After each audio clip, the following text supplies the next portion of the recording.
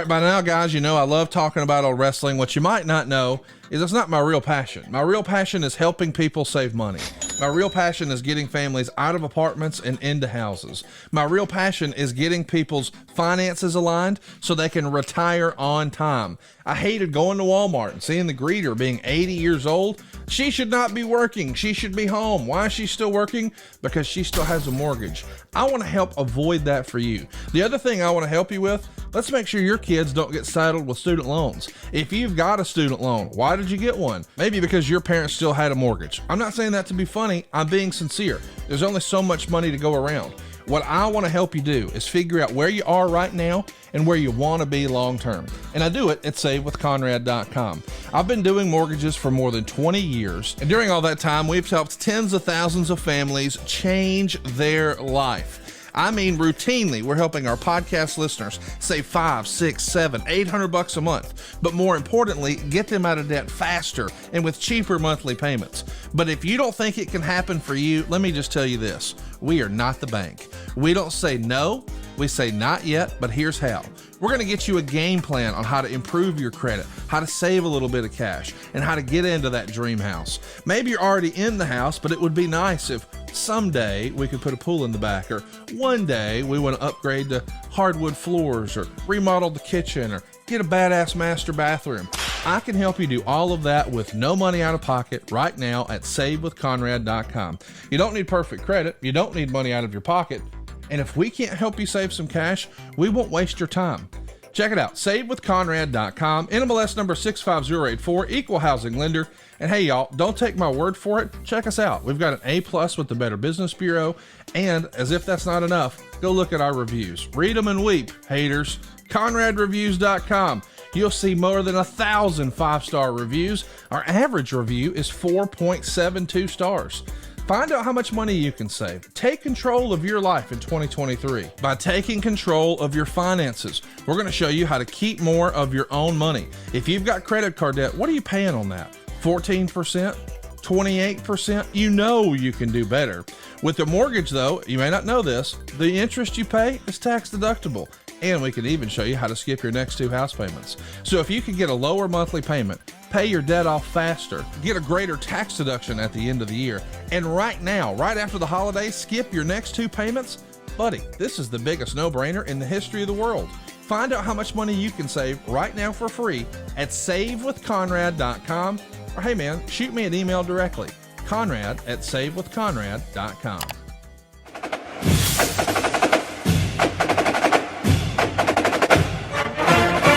Hey, it's Conrad Thompson, and you're listening to Grilling JR with the voice of wrestling, Mr. Jim Ross. Jim, how are you, man? I'm good, Connie. How are you, buddy? Man, better than I deserve. Excited to be on with you this morning. I saw over the weekend you posted some really fun family pics. You got a granddaughter going to college. How about that? Yeah, she's going. She got accepted to the Oklahoma University School of Nursing. That's awesome, which man. is not an easy feat, I'm told. But she had a 3.8 grade average. Wow, she's perfect. She's really just a sweetheart of a girl. And so Grandpa's gonna write a few more checks, and happy to do so. That's a good career for her. Yeah, absolutely. Being an RN somewhere down the road. So I told her, I said, you could work anywhere you wanted to work. Heck yeah. You want to go live in Hawaii for a year and take that RN degree with you, go get a tan. Right. Have a good time. So I'm proud of her. She's a sweetheart of a girl and just a really hard worker. She's always had a job. So I appreciate that work ethic. Maybe she comes about naturally. I don't know. There she is. Good job, Dave. She's a pretty girl. Man, it's just awesome news. Congrats to you and her and the whole fam and Oklahoma, man. I love it. Keeping it all in the family. And that's right. Speaking of the family, we lost a member of our wrestling family since you and I recorded last. Just in total transparency, you and I normally record on Monday mornings, and we got some sad news on Tuesday morning. Jeff Jarrett's father, Mr. Jerry Jarrett, the legendary promoter from Memphis, passed away at just 80 years old. Lived quite a full life. Recently was diagnosed with esophagus cancer and started treatment for that, and his heart just couldn't withstand all those treatments, and he sadly passed away on Valentine's Day. And as folks are listening to this, they had the Celebration of Life this past Tuesday on the 21st. They are just north of Nashville and Hendersonville. And he was kind of the last great territory promoter, was he not, Mr. Ross? Yes, sir. He was an interesting character, to say the least. I always enjoyed chatting with Jerry. He was had a great mind for the business. He built an empire there in Tennessee and surrounding areas. You know, he kind of put Lawler on the map, and that's always works for me to get more Lawler, who I hear is doing pretty good in his rehab on his stroke that he had. So Jerry was a nice man. And the first time I met Jarrett was in the mid '80s. There's been all kinds of traffic on that on social media, where Watts flew Jarrett and Lawler down to Shreveport to watch us do TV and to begin the orchestrating of a talent exchange, which was, I thought, a great idea. And we came out good on that. We met in the Mid-South because we got the Rock and Roll Express. Right. We got the Midnight Express. How's that? That's a pretty good draft. Yeah, I would say so. So it was good. But Jerry was down there. I remember he wore some kind of leather coat with a real flashy leather coat with like a collar that was made like a fur or something. It was pretty ostentatious. But he was a nice guy to talk to and smart with the business. Wasn't easily bullshitted. So I think when you're raised in a territory and raised in a wrestling family, that bullshit stuff kind of, it's kind of addressed. Right. So, but it's sad to hear he had a long life, should have been longer. And I always have concerns for the family. I saw Jeff last week in, what town were you in last week? I think you were in Laredo, right? Laredo, because I left my fucking glasses there. Uh-oh. Of course, they can't find them. So I'd have my eyeglasses. I have not had my eyeglasses in almost a week. Wow. Yeah. You remember the Mr. Magoo cartoon series? I do, yeah. Yeah, that's me. So I got to figure this out somehow or another to get ahead of the curve. And I don't get back to Jacksonville for about a week. Not quite a week, almost. So I got to go back to the goddamn eyeglass place to get some more glasses. This time I'm going to buy cheap glasses. I'm going to buy 2 or 3 pair. Simple as that. That's what I got to do. So anyhow, that's the excitement in my life, Conrad. But I'm feeling good. That's good. And I'm glad that we got to mention Jerry here because he was a pioneer. Yes. And he was very innovative. And the fact that he trusted Lawler to do the booking half the year was smart because it kept Lawler engaged. And it also created your top babyface getting over and covering his own backside, which was pretty smart. So he's a sharp guy. He's street smart for sure. And I always enjoyed chatting with him. I didn't chat with him a lot, didn't see him a lot, but he's going to be missed. And he had quite the reputation as a success. Yeah. He's probably one of the great. Jerry Jarrett is probably one of the great illustrations of what an entrepreneur really is. Because he was diversified. He understood the world of money better than most of his peers. So he'll be missed, Connie, no doubt about that. And thoughts and prayers out with the family. But like I said, I saw Jeff last week in Laredo, and he was hanging in there real good. He worked a match or 2. I'm not sure. I know he worked 1. So that was good because we all dressed together in the announcers room. And sometimes they combine us with the road agents, which makes for a crowded room, but it's an interesting conversation. I said to somebody that this could be a TV show. All these personalities, all these road agents. I like it when the talent comes to our room and I say to them, now, are you an agent or are you an announcer? Right. If you're neither one, you need to get the hell out of here. I get by with that shit because I'm old and cranky. Read the sign on the goddamn door. This is not your room. They have rooms for you. Right. Go to them and enjoy your day. So anyway, interesting show today. A lot of big things on this show. I went back and looked at the notes. God dang, this is such a crucial and interesting time for WWE. Yes. In that era, it was really there's a lot of backstories that we can talk about today. Before we get into No Way Out 2003, I wanted to see what you thought about the weekend's events. Of course, WWE presented what Dave Meltzer called their biggest B show of all time. Certainly their most successful premium live event on February, their most watched event in February. And I think Triple H at the press conference actually said this was the most financially successful event in the history of WWE in Montreal. So lots of records for Elimination Chamber. Did you have a chance to catch it? What'd you think? I did not see it. Okay. Coming home to Oklahoma, I discovered that I don't have Peacock on my. I got DirecTV, so I watch here. I don't have Peacock on it. I got you. And I'm not smart enough, to be perfectly frank and honest, on how to add it to my list. So maybe I get Silva to make a home call, but nonetheless, I got to figure that out. So I didn't see it. I saw plenty of highlights. And of course, you start when you review a pay-per-view, if you find those hidden gems, no pun intended, then you can start there, but you always are going to end with what was the main event like. Right. And everything I see says that Sami Zayn and Roman Reigns had a hell of a contest. Yes. They got great chemistry. They had a hell of a backstory. There was ample anticipation for this main event, and rightfully so. It was hell from the clips I saw were very, very strong. I wish I would have watched the whole thing if I was smart enough to figure it out. What happens to me when I'm trying to figure this shit out on the computer is I just get mad. Yeah. And I curse everything around me because I'm by myself right now. So I curse a lot, unfortunately. I'm not ragging on that. But I thought that I would love to have seen the whole thing. If nothing else, to see the whole match with those two cats. Because like I said, I heard they tore it up.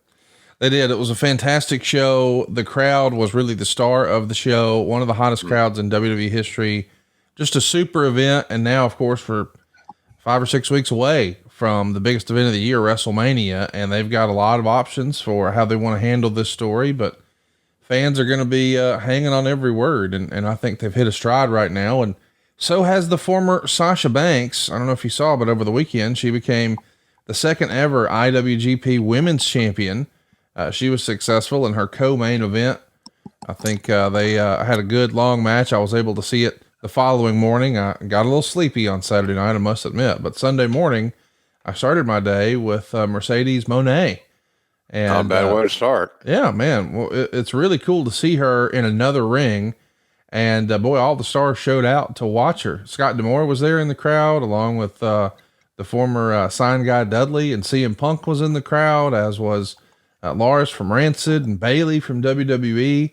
Sasha had a big support system there to see that historic event in San Jose. And from what I understand, although it wasn't the largest venue, it was a sellout. And I think that's cool for New Japan, and it's cool for wrestling as a whole. I mean, anytime there's an opportunity for talent to make money in other places, that's got to be a net positive, right? Absolutely. And to get more experience, Conrad, what do you think I saw online this weekend, somebody was speculating that in their opinion, which is as good as yours or mine, that they thought that Sasha Banks was the best female wrestler of all time. Now, I will say this. I don't know the answer to that, because what are you judging them on? Right. Your own, their popularity, something they consistently having great matches. But what's your thoughts on that? Is she the best female wrestler ever? Well, obviously I'm biased, so I'm going to lean towards Charlotte Flair. But I think if there was a Mount Rushmore of ladies wrestlers, I got to think Charlotte Flair Becky Lynch and Sasha are on there. And I think if it weren't for some bad timing and some bad luck, Bayley might be up there as well. Maybe it's still up for debate who's on that third piece, but in my opinion, it's probably Charlotte, Sasha, and Becky as far as the most impactful of the modern era. I don't know what the modern era means exactly. I know what you're saying.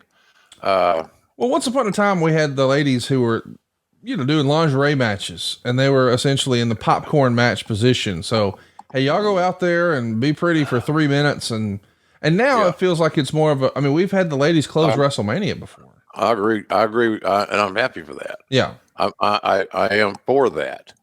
Equality is important.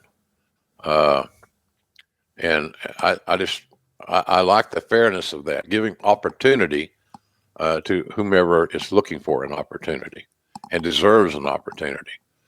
So, but I just wondered what your thoughts were. The modern time then, your cutoff then, Conrad, if I'm understanding you correctly, would be that this was the modern times does not include Trish and Lita and Jackie Moore and a lot of those ladies. Yeah, I would totally agree. I think if you include them, we got to find a spot somewhere on that mountain. We need more than just 4 spots because there's no way to have that conversation, in my opinion, without Trish and Lita specifically. The first ladies to main event Raw. And I wouldn't want to do a coin flip to see who takes that other spot, but I think we all agree that Becky Lynch sort of helped break that glass ceiling and is probably not a more decorated champion than Charlotte Flair.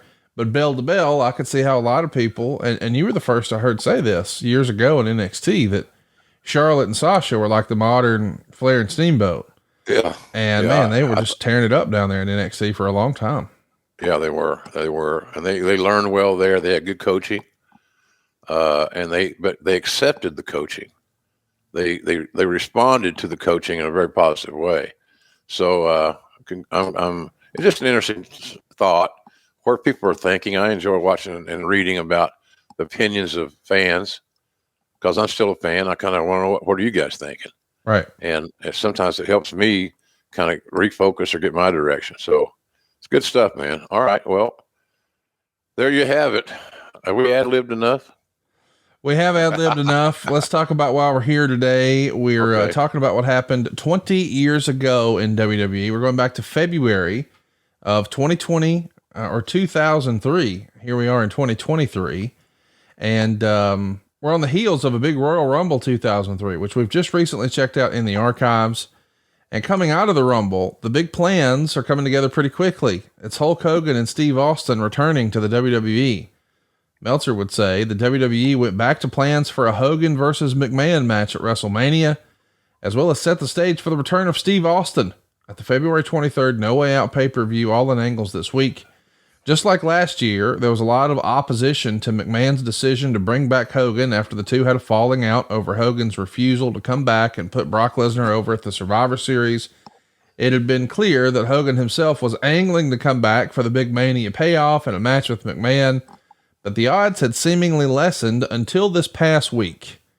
So listen, we've heard a lot from reading the Observer over the years about how Hogan was a master gamesman, a master politician, whatever you want to call him. And I'm curious from your perspective, when it's written here that there was a lot of opposition to Vince bringing back Hogan. Do you remember who was against this? Would this have been something where you raised your hand and said, boss, do you really want to do this? We just had this issue a few months ago. Well, a lot of top guys were not interested in it because they knew that it was going to create competition for that spot. Right. Or those spots. There's not enough spots to go around to cover everybody's bases and needs and so forth. I told talent, I remember telling some talents, why are you worried about it? Right. He's an older guy with multiple back surgeries. He's very limited on what he can do physically. So I don't understand your angst. I don't understand your paranoia. It sounds like you're worried about competition. Right. And knowing your abilities, talking to the talent, I don't know what you got to worry about. Just go do your thing. Go do your thing and have the best match you can possibly have, and then stick your chest out and you walk back through the grill positions and say something to the effect of, follow that, boys. Follow that. So, I had no issues. I wanted whatever was going to be good for the company to enhance my paycheck. I'm generally for. Well, I think that's a healthy way to live. We know that ultimately Hulk is back, and it comes at a SmackDown taping on January 21st in Albany, and he gets an 8-minute standing ovation. And of course, here in storyline, it's that Stephanie has signed Hogan to a WWE contract against the wishes of her father, Vince McMahon. Eventually, Vince comes out and talks about how disappointed he is in Stephanie, saying that as far as he's concerned, Hulk Hogan is as dead as Al Wilson, which has recently been a whole storyline here on the show. And Hogan is going to ask the fans, who do you think I want in the ring? And then he decks Vince McMahon to close the show. So we clearly know the direction we're headed. And let's just remind everybody that a year prior, Hogan made a comeback to the WWE at No Way Out 2002 with the NWO, and that set up Rock and Hogan. So we're going from Rock and Hogan at 18 in 2002 to now Hogan and Vince. Is this something that you were a fan of, the idea of Vince and Hogan in a match? I had no problem with it whatsoever, to be honest with you. I think it was something the fans wanted to see. They've been, Vince badmouth Hogan, Hogan have badmouth Vince, and all the stuff have grown. And now we're getting more into the social media age where information is being established and distributed in a very unique way. I just don't, it wasn't going to be the main event. It was never going to be the main event, even though I thought it had great interest. But it's just the paranoia of wrestlers and actors and singers. Any entertainment type person is looking for that next hit, and the promoters are looking for that next big payday. And I know that this pay-per-view did well, and Vince and everybody involved made some good money because I did the payoffs, and that's not because of me. Right. The money was there. I always looked at the payroll like a big pie. There you go. And the bigger the pie that is baked, the better off you are. And because your slice then can be enhanced to create a very significant payday. So, I had no problem with it. I thought it was a hell of an attraction. Like I said, it wasn't going to be the main event. It's going to be a preliminary match. And it's hard to say a preliminary match involving Vince and Hogan. Yeah. But that's kind of what it was. Right. In all honesty. So anyway, no problem with it at all. I thought it was a nice booking, actually. Well, let's talk a little bit about the other return. Eric Bischoff is going to announce that he's invited Austin to return at No Way Out. And they're also saying that Austin's going to do an interview to tell his side of the story of when he walked out of the company last June in an interview with Raw magazine. So we're trying to milk this as much as we can. Of course, we all recall when he did walk out back in 2002, Confidential was a new show WWE was trying to push, and they pushed that story hard. And I'm sure it did well in the ratings, and it was salacious, and it felt like, something from the National Enquirer sort of deal and all those Hollywood talking head shows. So now that Austin's coming back, well, let's try to push the magazine subscriptions. Let's try to do what we can to push our initiatives at the time. I get it. I know you had a big hand and played a big role in Austin coming back, but the timing of all this, that both Hogan and Austin are coming back in WrestleMania season, Meltzer would have us believe it's because these guys are looking for quote unquote WrestleMania payoffs. I sort of lean the other way and think, well, how do we know that Vince just didn't want to guarantee that WrestleMania was as big of a success as possible? Yeah. Where do you land on that? Was it more Vince's idea or the talent's idea to try to mend fences here before Mania? Vince's idea. Yeah. Vince's, as best I recall. Yeah. It's a promoter's, it's a blessing and a curse sometimes, Connie. More is better. You hear about less is more, and that's used a lot in wrestling, pro wrestling, obviously, we're speaking of. But, promoters, if Watts could bring in Dusty for the Superdome and Andre, by the way, the A&E, that series they're doing, the Legends and all that stuff. Yeah. Golly, that was good stuff, man. It was good stuff. They did a Legends on the NWO and a Rivalry on Hogan and Andre. Fun way to pass the time on a Sunday night with no football. Yeah, I agree. That's perfect timing for that. For me, it was great. And I thought all the guys, because I was involved in some of those interviews. I don't know which ones because I was there all day. So I don't know which ones I'm going to be making air, or if I'm going to be making air. Hell, I don't know. I got paid, so I'm not worried about my exposure at this point in time. So it's, but I enjoyed that Sunday night, and I stumbled across it because I saw something on social media that said to the effect, "I can't wait to watch A&E tonight." I said, "Oh shit, I need to check that out." Absolutely. And I turned it on, Conrad, and I woke up this morning about 3:00, and it was still on my television. So that's a sign. The repeats, yeah. So I'm glad I watched it. And those guys, everybody involved did a really good job. One of my pet peeves, I like to read the credits. Yeah.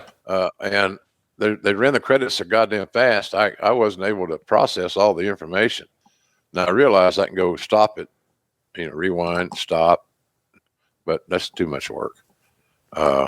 So anyhow, but I thought this was a fun Sunday night, quite frankly. Now back to our regular scheduled programming. Well, let's talk about how, since you're adding Hogan and Austin to the roster, you got to make room. I say that tongue in cheek, but Raven and Just Incredible are both released. The Observer would say there's a lot of issues with Credible not showing up or showing up late. And Raven seemed to come out of left field as he had just had a program started with Test. Raven almost immediately goes to work at TNA, and he's working on top of Jeff Jarrett for the NWA title run.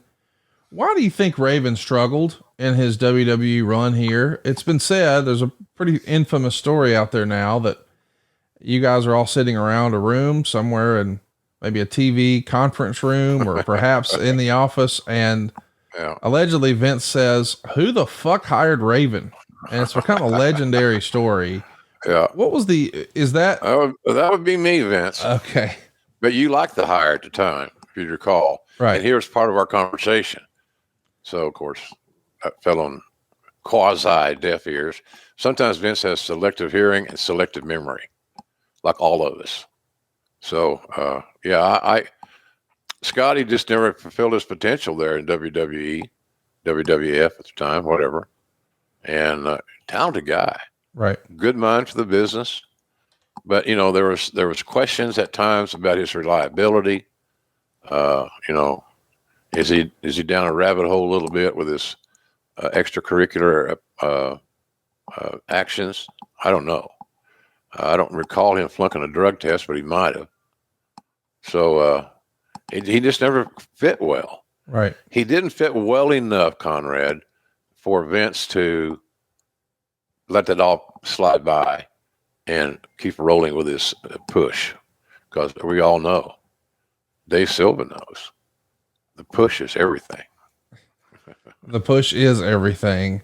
There's a pretty infamous moment that takes place around this time, around the Royal Rumble, and it comes out afterwards. Brian Gertz, the head writer of WWE, and Paul Heyman are both suspended due to their behaviors towards each other. Were you there for this? I'm sure you think this is all silly and ridiculous, but apparently it got a little real between these two. I don't remember that. Wow. Both of them are very intelligent. Both of them are set in their ways to a certain degree. They had their philosophical differences in that regard. But I don't remember this specific incident, quite frankly. Can you enlighten me? I think it was just a difference of opinion of how the creative process goes, and maybe they're both jockeying for position. And I'm sure that Brian wrote about it in his book, but we'll just do this as a book plug. If you want more details, because they're in there, go check out Brian's fabulous new book that was released just really last year. Oh, it's fantastic. And it's over at Amazon right now. It's really good too, folks. Highly recommend it. Highly recommend it. And both those guys are so bright, so brilliant in their own way. Heyman, obviously more volatile, can be a little louder. Brian was always, Brian had to overcome a lot of stuff because he was not one of the boys. Right. and he's a brilliant kid. You know, he's working hand in hand with The Rock right now on Young Rock and whatever else Rock's got going that Ryan can help him with, which is a lot. So both those guys bring a lot to the table. If I was the owner, I would relish the thought of having them both in my creative sphere, shall we say. On the Raw program, the push is going to continue for Hunter to take on Scott Steiner even after the Royal Rumble match. I think eventually we all realize this is not a match made in heaven. And neither is Jeff Hardy turning heel. It feels like we see teases that Jeff Hardy might be turning heel, but he's kind of one of those turns that never really happened in WWE. Why do you think that is? Is he too big of a fan favorite, too big of a merch mover to even consider that? I don't know if he's too big. I think maybe my guess on this question would be another one with reliability issues. Okay. How far do you go with someone that you don't totally trust? And I think that's where Vince was. Because I gotta go through all this stuff. Vince is not going to call Jeff Hardy and say, here's the issue, and here's my thoughts on it. He's going to have JR do it. So I take the heat. I didn't mind it. It's good. I was getting paid really well. So I think Jeff's issue was Jeff. And his credibility was the fact that can he be trusted, and is he clean and sober, and can he stay clean and sober? Well, we know the answer to that. The answer is no. He didn't stay clean and sober. He had all kinds of issues. They're still ongoing, even though he's getting help, which I think is wonderful. Yes. He's one of my favorite talents to call matches for. I remember the match with he and Taker, where I said something like climb the ladder, make yourself famous, or something to that effect. And just admired his work so much. I adored it. It was really good. He knew how to play his game. And Undertaker, to his credit, was just outstanding in that match. It put Jeff Hardy on the map. And I've heard guys say this, and it's true. It's not who goes over, it's who gets over. Jeff Hardy lost, but he got over in a big way against Taker. And that's credits to Taker. It was a special time for WWE and certainly Jeff Hardy here, but we're also going to be trying some pretty out there, maybe controversial at the time angles, including a match with Test and Jericho, where Jericho hits the ring post with a chair. When Test moves, it makes a huge sound, and we're pretending that it hit Stacy Keibler. She's selling it like she was dead, and you and Jerry Lawler are on commentary, just totally laying out and not doing commentary. And Meltzer would even say it was reminiscent of the real life Owen Hart circumstance. And he also would say the audience seemed to buy it, which is no easy feat these days. But the problem is, what did you accomplish in that you can only do this angle once? And because of that, it probably should have been a main event angle and not one done for Keibler. And he would say the close-ups would show that Jericho and Test are maybe the worst actors on the planet. Do you remember this, where we're selling the injury to Stacy Keibler? And yeah, I do. Well, you know, in the hopes of elevating everybody involved, that's why the angle was done. Right. Not to get some empathy on the pretty young woman, and Stacy's as sweet as she could be in real life. But you know, we had plans for Test, and we had plans obviously for Jericho, and this was a way to get them relevant, to get them timely, and topical. Was it too much? To your point, should have just been a main event angle and involving others, or whatever? I don't know. That's a good question to ask, but I don't know the direct answer to that, or how it could be answered. But it was a heavy angle, and it goes right back to the saying: you take wrestlers out of their natural habitat, like to be an actor for a while. Sometimes they don't work out as well as you want. Let's mention that Teddy Long is going to be making a comeback here as well. He had been a referee, just sort of sitting at home waiting on a call, and then he gets a call where they want him at TV tonight, and they bring him back to introduce D'Lo Brown and say that D'Lo Brown was not in the Rumble because of racism. And they're doing a big racial angle here. And they're even mentioning Martin Luther King's birthday in order to get heat. And he would say that Martin Luther King and what happened to him proved that pacifism doesn't work. Meltzer would say this was so tasteless because it accomplishes nothing. It won't draw a dime, and it only makes people rethink watching the company again. What'd you think of, the idea of, listen, I understand we need something for Teddy to do and we want to get D'Lo on TV and put him in a featured spot. I'm for both of those, but race angles in wrestling, I think we could probably do without those. Yeah. Don't go there. Yeah. Race, religion are two things off that pop into my head right away. There's no reason in this wide world of creative and all the opportunities and things that we could be doing, other than pointing out that it's just hard to understand why we're doing that. And, is it based in reality? Are there racists out there? Well, hell yeah, of course there are. Unfortunately, it's pretty sad, but, I would not have gone that way. I would not have brought in religion or race whatsoever. I wouldn't even got close to that. We also have some news from the Observer. I'm just going to read this report from Dave, and then I'll lay out and let you respond to it. Okay. John Laurinaitis is said to be pushing hard for the spot running talent relations, which is Jim Ross's job. Laurinaitis appeared to be groomed to eventually take over the spot, and there have been rumors for months regarding this, getting stronger with the idea that Ross would retire from the position by the end of this year. McMahon has talked with Ross about slowing down, but Ross is wanting to delegate more to Laurinaitis. All right. Are you done? I'm done. Okay. Yeah, that was a kind of a topical thing. John got bold and didn't try to hide his agenda. But through all that, those machinations, never once did he come to me and say, JR, I'd like to be in charge of talent relations, and here's why, and here's I'm qualified, and so forth. But at the same time, I've got to say, well, I helped build this department.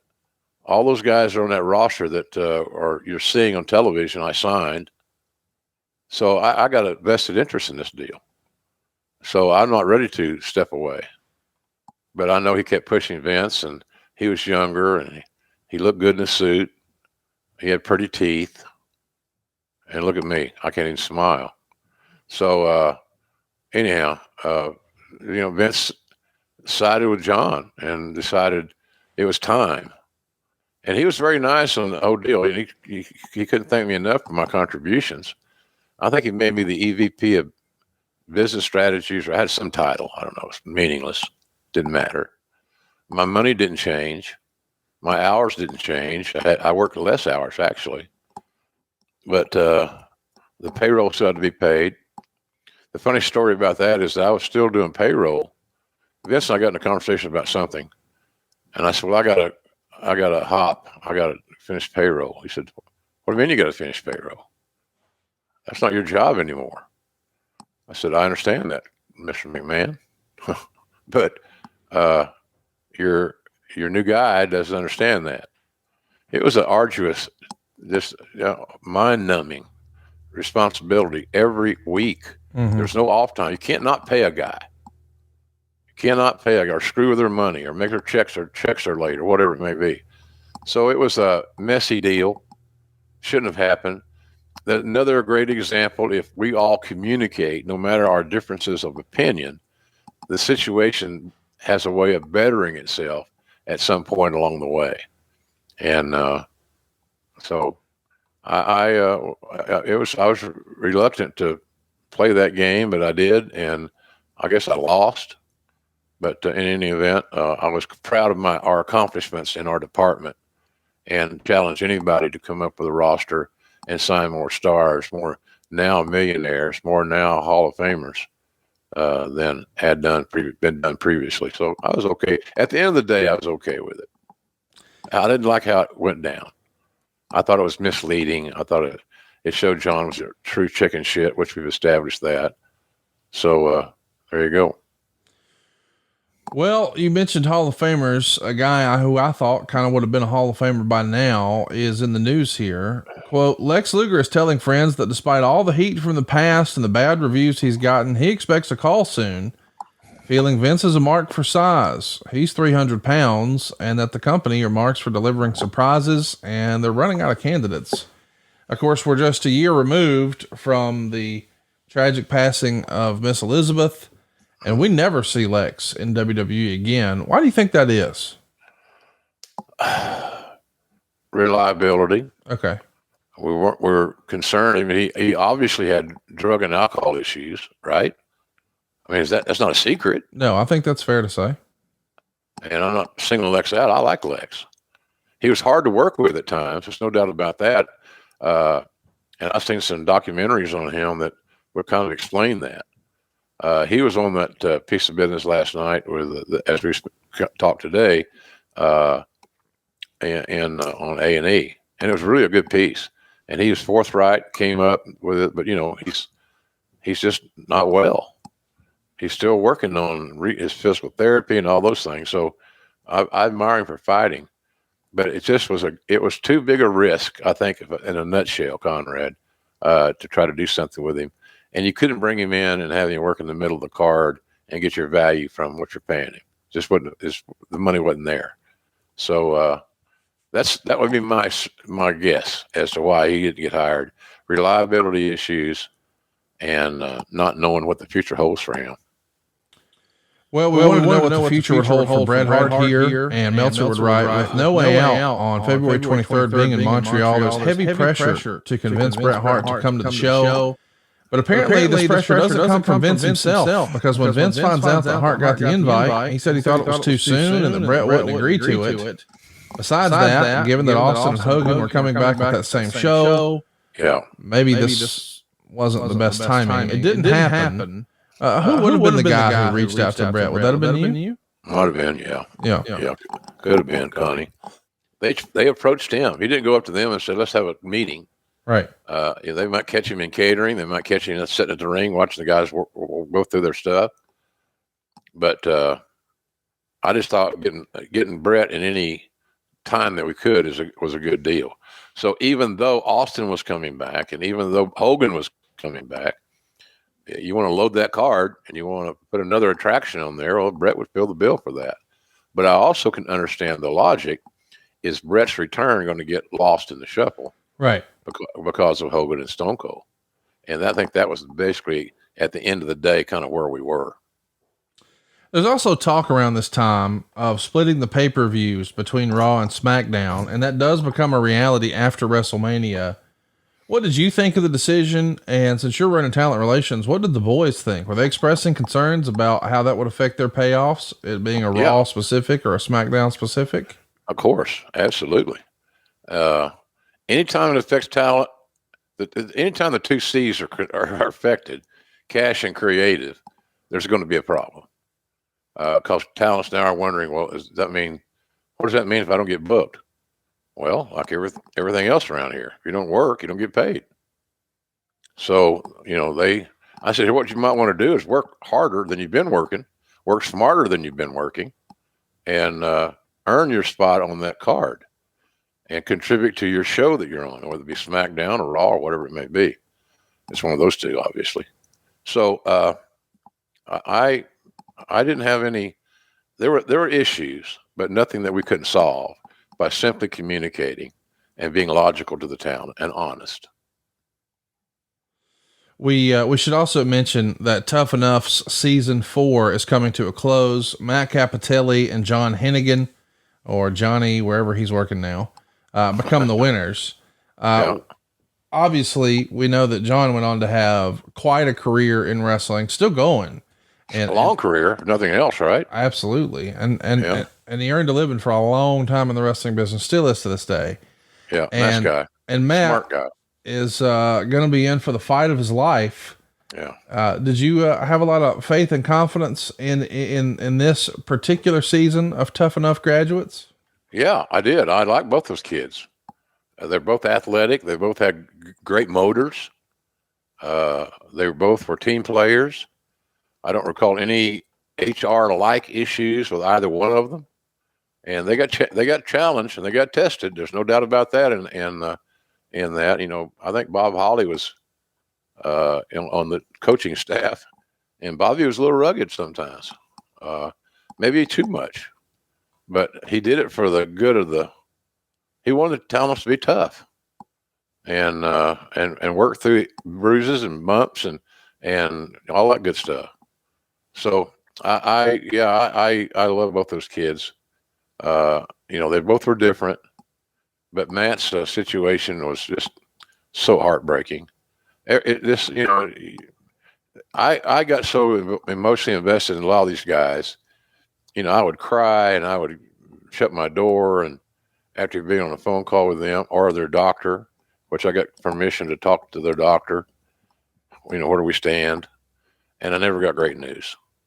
He's battling, he's fighting, he's doing the best he can, but he's got a real uphill struggle ahead of him, which is a good doctor speak that he ain't doing well.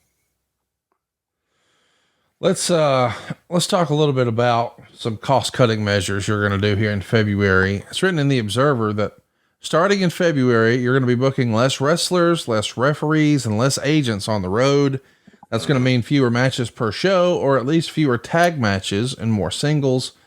And Meltzer would even say a lot of the lower level talent will wind up with fewer bookings, but there's an attempt to get them to more on sale events and maybe to do more advanced media work and do appearances at the World, which was the Times Square restaurant and bar. But specifically, this jumps off the page. Those wrestlers will be allowed to take indie dates where there are no conflicts with the WWE schedule. Right. You're heavily involved in this, I assume, no? Right. I signed off on all the independent bookings. Right. Now, I don't remember who all was in my staff at that time, 20 years ago. Sure. But I had to approve them, and I wanted to make sure the guys were in a clean ring and they got paid. If you don't get paid, we'll never have our talent booked for you again. Pay the talent when they walk in the door. Give them their payday, and that way you start the night in a very positive way.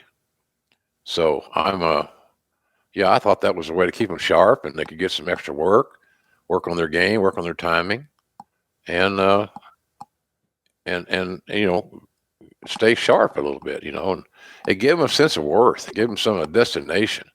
It helped their self-esteem.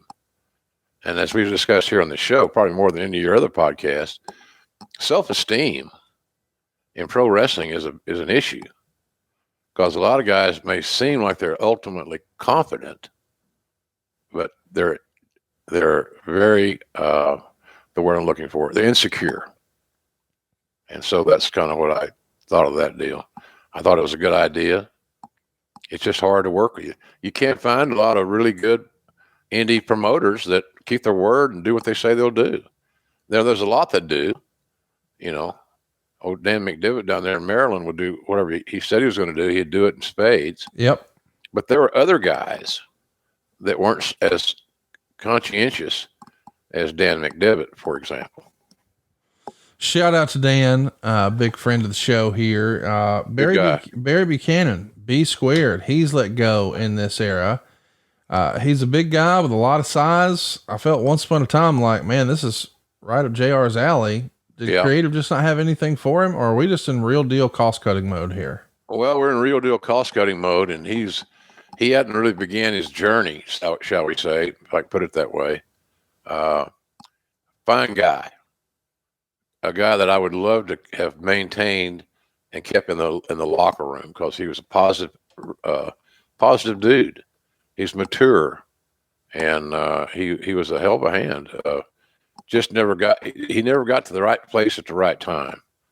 But I'm with you. He had a great look. Maybe one of his issues might have been his strong Southern accent. I say that's like the pot calling the kettle black, isn't it? But I enjoyed working with Barry. Buck Buchanan, I used to call him. Of course, he was a great football player, Buck Buchanan, the Chiefs. And by the way, they won the Super Bowl. Yeah, they did. It was a heck of a game. Yeah. Brian Danielson, who's wrestling here on the independents at the time, is the American Dragon. was told last week that they would bring him in more regularly for TV jobs and dark matches, but they want him to get a haircut and a tan. At the time, let's remember now, this is 20 years ago. He's not yet the best wrestler in the world, but he is a trainee that comes right out of Shawn Michaels training school, which was, I sent 3 or 4 guys down there, maybe 4, I think, down to Shawn, favor, but it was in the early going of the school. I thought Shawn would be spending more time there than he would later on, while it's still new and fresh. And if you're a baby face, and at the time it looked like that was going to be the destination for Brian, is being tutored by one of the best baby faces in the history of the business. So I thought that was a win. And Brian didn't disappoint. I mean, he absorbed the learning and the knowledge and did a hell of a job. He did a hell of a job. And we had to have a system. We had to have more teachers. We had to have, trying to do this on a shoestring budget. So I'm paying these kids. I don't know, we get Shawn something. I don't remember what it was, but it wasn't a lot of money. Right. But we had to pay the talent. And so that was a expense, but it was manageable, easy to say.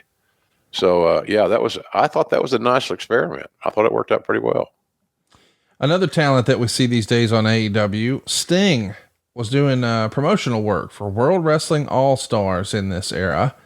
And he would, in the course of an interview, reveal that he was very close to making an appearance at WrestleMania, but they weren't able to make a deal in time. Yeah. He talked about being interested in one last run, but he was having a very positive experience with WWE at this point. WWA now is Andrew McManus's outfit that was touring internationally. They did Australia and some other spots. And he would also cite his religious beliefs in this interview and say, because of that, he doesn't think he could ever work for Vince McMahon. But the real holdup is scheduling. He's making it very clear here. He's not interested in a full-time schedule. So we know ultimately he did come to work for Vince McMahon. It never was a full-time schedule. But 20 years ago, when he talks about, he had talked about and worked through and worked towards a WrestleMania appearance, it just didn't happen in time. Was that the holdup? He didn't want to work a full-time schedule? No, I don't think so. I think money. Okay. The cash and creative scenario comes right back and bites us in the ass again. And the thing about when Vince and I would discuss this, nobody's a bigger Sting fan than me, and I've been one since he worked in the Mid-South when he and the Blade Runners were together. Jim Hellwig, a.k.a. Ultimate Warrior. They started there for Cowboy as a team. And I've been friends with Steve Borden for all those years, and we still are grateful. We always have a chat when I see him at AEW television. He's a big influence to those young kids backstage because even though their generations don't cross directly, he's very front of mind awareness guy. He has a lot of fans on our AEW roster, and that's good. He's always got time to talk to people, always got time to tutor, mentor. He's doing a hell of a job with Darby Allin. And Darby Allin's become one of our AEW biggest homegrown stars. Oh, yeah. Arguably top 2 or 3. So we know that when Austin comes back, he's going to be put in the ring with Bischoff. That's what they're going to announce for No Way Out. So we got Hulk Hogan coming back to wrestle Vince McMahon, and we got Stone Cold coming back to wrestle Eric Bischoff. I mean, listen, I guess we got to start somewhere. Speaking of starting somewhere, I wish maybe in hindsight we hadn't have started this angle with Stacy Keibler, because just 1 week after she was supposedly hit in the face with a chair and selling it like she was dead, she comes out with tests and doesn't have any bruising. There's no neck brace. There's no bandages. And this is after you had hyped it up on commentary saying you had nightmares over the incident. Yeah. And then she comes out and acts like she's fine. It's just it's a miss. I don't get it. Yeah. That's bad. It's not, you can't justify it. Right. It's a lack of attention to detail. Yes. She should have had some DNA remnants of her ordeal, and it would have get more sympathy on her if there was some evidence. But it's just one of those deals that fell through the cracks, and it shouldn't have. There's no reason for it to. And whoever was booking that segment, got to go back and look at that and say, hey, look, we're dropping the ball here on this deal. And I thought we did. I didn't like the angle to start with. I thought it was a little bit rough, aggression on a female by a male is iffy at best. So I that was a disappointment, quite frankly, because we all worked real hard, commentary wise, you know, the whole crew of making sure this thing was going to be good. Because we, like I said earlier, we had plans to help build Stacy. We had plans for Jericho and Test. You know, all of them are young and vibrant, but I don't understand the follow through or the lack thereof, more specifically.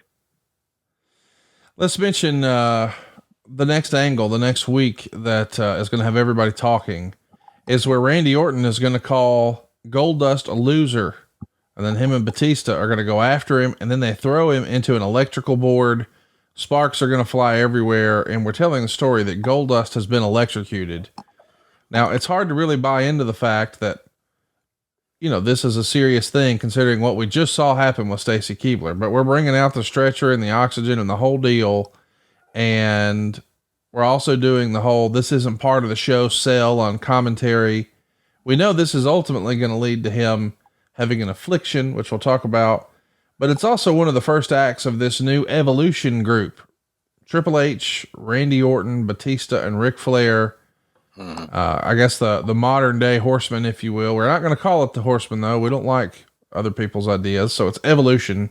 But what do you think of the whole Goldust electrocution scenario? Thought it was kind of silly. Yeah. Thought it was kind of silly and hard to embrace as something that I cared about seriously. I think a lot of people thought that, but it's a way to get to Goldust. Got him on TV. And we found out through the course of the Goldust run, he's a hell of a performer as far as the out of ring video. Right. You know, he was really smart and a great timing, funnier than hell. So, I don't know, Connie. I think, it was a tune out to me. It was just so unreal and unrealistic. The follow through was almost missing. And I don't know. I didn't like it, and I wouldn't have done it. And maybe in hindsight, some of the others that were making those decisions would agree. I don't know. Let's also mention that our old pal Bruce is going to come back to TV here. He's going to come out of a box on SmackDown as Brother Love, only to be choked and, or choke slammed and tombstoned. I'm sure everybody in the back was having fun watching, Brother Love get his comeuppance against the Undertaker now. Oh, I think people got a chuckle out of it. Yeah. I think more than anything, people glad to see Brucey back. Right. And so he comes back and he's paired up with arguably the top guy or a top guy. Right. And certainly, but I think people were genuinely pleased that Brucey got brought back. I certainly was. Hunter is hurt here and unable to wrestle at both the Minneapolis house show and at Madison Square Garden. Fans are booing the announcement live, and the replacement is Team Angle running a gauntlet match against Brock. And I bring this injury up because as we get closer to WrestleMania, maybe during other parts of the year, guys try to gut it out. But when we're trying to preserve what we can for Mania, we're going to be a little more cautious in the lead up to that show. Are we know it? Oh, of course. Absolutely. Get those main events in the ring. That's the old promoter's expression. Right. Get the match in the ring. And we knew what we wanted to book at WrestleMania. But to do that, to be successful with that theory, the guy's got to be healthy. So getting everybody healthy is always a challenge in this business. Let's talk about something you and I've never talked about, the lawsuit from Tiger Ali Singh. He was terminated and he's now going to sue and claim that he suffered a career ending concussion and a chair shot while he's doing an outdoor show in the rain down in Puerto Rico. And that means the injury happened in an IWA ring and not a WWE ring, but he was under contract and being paid by WWE, who had loaned him out to the IWA. What do you remember about this lawsuit and Tiger Ali Singh just in general? It was a nuisance. Just a nuisance. How did that come out? Do you have is that in our report that how the lawsuit was settled or not? I believe it was a settlement. Yeah, I thought it was a nuisance. Yeah. Somebody looking for a payday. Their career didn't pan out like they had fantasized. You know, when you're the son of a very famous heel in most territories, and Tiger Jeet Singh, it's challenging. And I don't think that kid was really cut out, or didn't seem like he was cut out for the business at that time. Sometimes it's just a maturity thing. And I don't know that Tiger was. I remember sitting in a meeting. Brucey might have been in that meeting. I'm not sure. We had to come up with a name for Tiger Ali Singh. So Tiger was after his dad. Ali was Muhammad, and Singh's his last name. Right. So it was pretty simple, or it should have been. It seemed to be more debate about the name than not. And that got to be laborious, to say the least. So, he looked great. Nice enough kid. Just don't think he was ready for prime time. And that statement has been proven out over time. It was true. He wasn't ready. Well, I don't think we're ready to see that 6 million people tune into Monday Night Raw for the first time in almost a year on February 10th. And the entire story is about Jim Ross and Eric Bischoff and Stone Cold Steve Austin. It's called Bischoff D-Day, and Bischoff is going to admit that he has not yet signed Steve Austin, and he's going to blame you for Austin not signing. And you're going to bring up that, well, you fired him because you said he wasn't marketable enough to make it over in WCW. And eventually he says, well, if you don't get him to sign tonight, you're fired. So it's your job to go sign Austin. So they put Coachman with Lawler. Meltzer said that just did not work.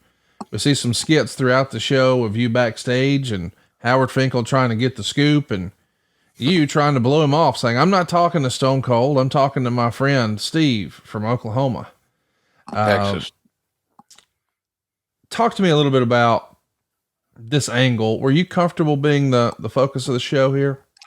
Well, not really. I've said that many times. The TV time should have gone to the talent, but the fact that it got more heat on the heel Bischoff, and it gave Austin a cause. He liked causes. He got offended. He thought he was disrespected, and the fact that he and I were best buddies in real life. The fact that I was just a victim of circumstance, wrong place, wrong time. Because here's the deal, Conrad. At the end of the day, I knew what the end of the day was. It's for me to get the shit beat out of me and bleed and all that good stuff. Go to work on my epidermis. And so I don't enjoy that shit at all. It's funny when you got to do something like that, you think about it all day. Right. Because you don't want to embarrass the business by having a trickle. You want to do it right, out of respect to the business, the boys, and so forth.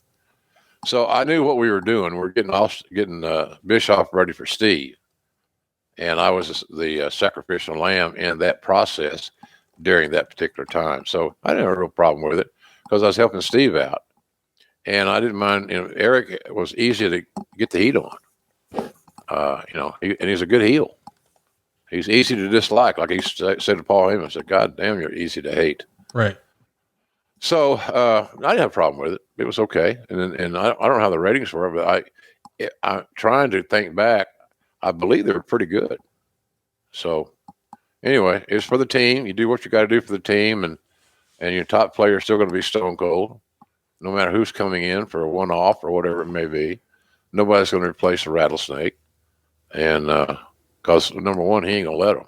Right. He's gonna outwork everybody on the roster to protect his spot on the roster and on the card. So, I didn't have a problem with it, Connie. It's kind of exciting. Parts of it were exciting. I remember, I think Arn Anderson made my blade because he's good at it. And of course, when you're going to do it, as I said, you think about it all day, and just every time that razor blade gets close to your head, you start pulling back, which is embarrassing.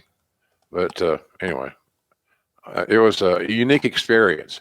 And I like unique experiences. I like something different. I got to do something different in business that I hadn't done previously. It's on that level for sure. So all in a night's work, man.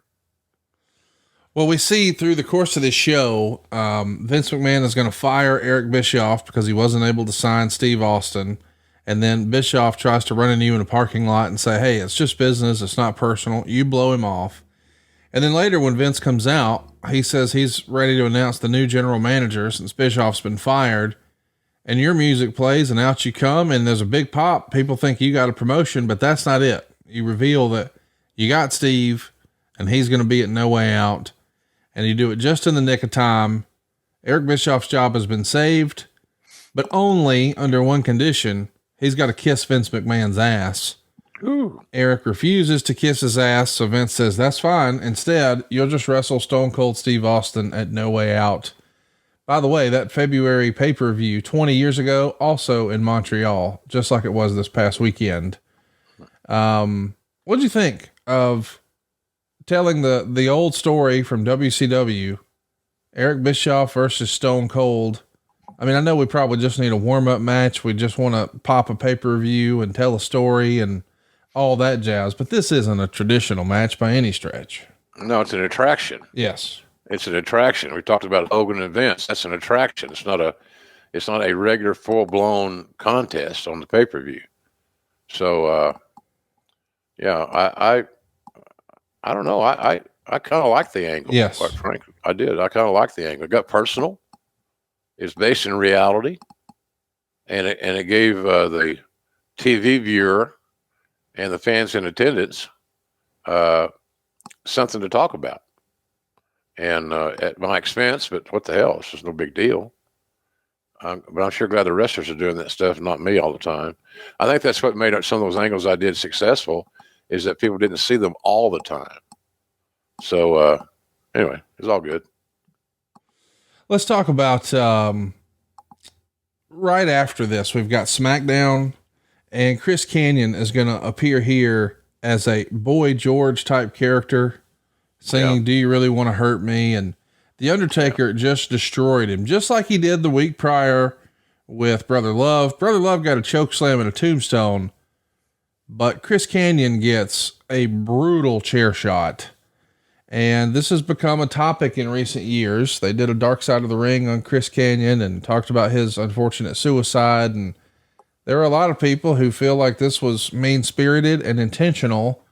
You were there at the time. Did this feel out of line to you at the time, or did it just feel like it's another piece of business and another wrestling story? I felt like it was another piece of business, Conrad. You know, I didn't know all the dark side, no pun intended, of Chris Kanyon. Right. If it was a dark side, I just, I thought he had a good look. I thought he had excellent in-ring skills, fundamentally sound. But he got to do an angle with the Undertaker. And if nothing else, if it got over to the level that Vince was comfortable with, that gives Taker another opponent. He could do the same thing to him in the house shows or on another TV show if you chose. But it created another potential opponent for Taker. And we didn't have an overabundance of those. So I wish Chris's life had been better and ended better, obviously. But I never had a crossword with the guy. My friend Raphael Morphy, who's one of our producers in AEW, I think they might have gone to high school together or something. But Raphael always kept me abreast of what was shaking there, and I felt bad for that kid. He was very troubled, very conflicted, and he was so worried that his sexuality would essentially destroy his career. And without sounding like a turd, he did a good enough job away from that stuff to screw his own self. So, but I like the guy. He loved the business. It's hard to dispel someone and get them out of your sight if they love the wrestling business as much as Chris Kanyon did. But unfortunately, it just never worked. He always seemed to be hiding something, and I guess he was. What, you said he did enough on his own. Drugs and alcohol. Okay. Same old shit, man. Right. Yeah, Reliability. Guys go hide. Yeah. They get a gun to their head. Don't blame them. They retreat. They go into self-imposed isolation, and that's not good. Right. That's not good at all for a public figure. You don't want to disappear. Let's talk about something else that's maybe controversial at the time. The plan, according to Meltzer here, is for Goldust to return as a changed man after being electrocuted. He'll have all sorts of psychological problems, including Tourette's syndrome. The deal is that Dustin on airplanes and in the dressing room is often pretended to have Tourette's syndrome as a joke. Lesson number 1 in wrestling: don't ever cut promos on an airplane that you don't want to cut on live TV. Yeah. I have to admit, I didn't know that this was something Dustin would do behind the scenes before I saw it on camera. Yeah. Obviously maybe these days we wouldn't make fun of an affliction like Tourette's, but no. I could see how it lended itself to comedy, especially in this era. Clearly he was trying to quote unquote pop the boys, and it worked so well. They thought, well, shit, let's put it on TV. Yeah. I think that's pretty much it. Yeah. He was very entertaining with that bit. And, I remember, I can't remember who also did a kind of a Tourette's impersonation. I think Todd Pettingale, because I remember being in a little confab and Linda McMahon was in that same meeting. And, so Todd started riffing on his Tourette's. I've never seen her laugh so hard in my life. And Vince, of course, had that kind of a sick sense of humor. So, but at times I thought it was very entertaining. At times it was very entertaining. Is it something you hang your hat on long term? Probably not. Right. But it refocused the audience back on Goldust and what has happened to him since he was electrocuted. Right. Well, something else that's electrifying behind the scenes. We learned that Stephanie and Hunter are engaged. Ooh. This, of course, is something that a lot of people wouldn't have seen just a few years prior. Of course, he was with China at the time, and I think it was probably an edict in the McMahon family: don't date a wrestler. But here it is, and this news is out there. Is this something where Vince shares the news at the office? Do you find out through the rumor and innuendo and the whole whisper train with the boys, or how does this become common knowledge that these guys are betrothed? Vince, because he knew I had to prepare for some level of backlash. There you go. And it helped me get a little in front of the issue and not be chasing it. Because we all knew who was going to be the biggest name was China. Right. Was going to be distraught, and didn't know how bad, but it was pretty damn bad. And so, and I think her conduct and her mood and attitude kind of eliminated. We quickly eliminated her from consideration for another contract. Her instability, or seemingly instability, just was too big a risk to chance. So Vince gave me a heads up, and Vince liked Hunter. A lot of us liked Hunter. I still like Hunter. Right. But and I've known Stephanie since she was a small kid, so I didn't have any issues with it. Right. I've always said, the wrestling business changed immensely. It has changed immensely in a variety of ways over the years, and one of those ways is when we started hiring non-moolah looking females. Vince sent me someplace one time to go find some athletic 10s. So that ain't easy. Athletic 10s that don't mind to get bruised, don't mind to get sore and hurting, don't grow on trees. So yeah, it was just, he prepared me for what could be. He didn't want me to get blindsided because I had no idea what their personal relationship was. I didn't ask. Didn't feel like it was any of my business. It's a dirt sheet material, and I wasn't willing to travel that trail. Well, let's get a little dirt sheet material going here. Meltzer would say, in what turned out to be one of the strangest stories of contract negotiations in recent times, Tenacious Z, aka Zach Gowen, verbally agreed to a 3-year contract with WWE on February 14th, reportedly for $52,000 per year as a downside guarantee. Gowen had been offered a 26-date contract by TNA at $500 per shot on February 12th by Bob Ryder, but he hadn't signed it when he left the arena that night, likely because he had gotten word that day of WWE's interest. Right. And of course, there's a pretty famous story that once upon a time, Johnny Ace hired the wrong one-legged wrestler. He did. Well, that gives you some confidence in your staff, doesn't it? For the future head of honcho of the talent relations department, he's hired the wrong guy. God, who would have known? Who'd have thought, Connie, that there were 2 one-legged wrestlers looking for work? Right. I didn't. So, but I'd heard of Zach. Right. And what a nice kid he was. Goddamn boy, he could take an ass whipping like no other. But yeah, Laura and I just signed the wrong guy. We had to do a pivot on that one. Zach Gowen, of course. That was embarrassing. Yes, it was. Yes.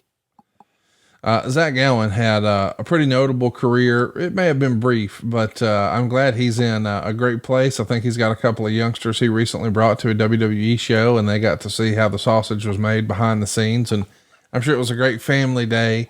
Any fun memories of a very young Zach Gowen?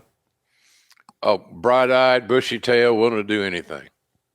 Just was loving life and the opportunity to be on WWF television. For an overachieving amputee, it was an amazing story while it lasted.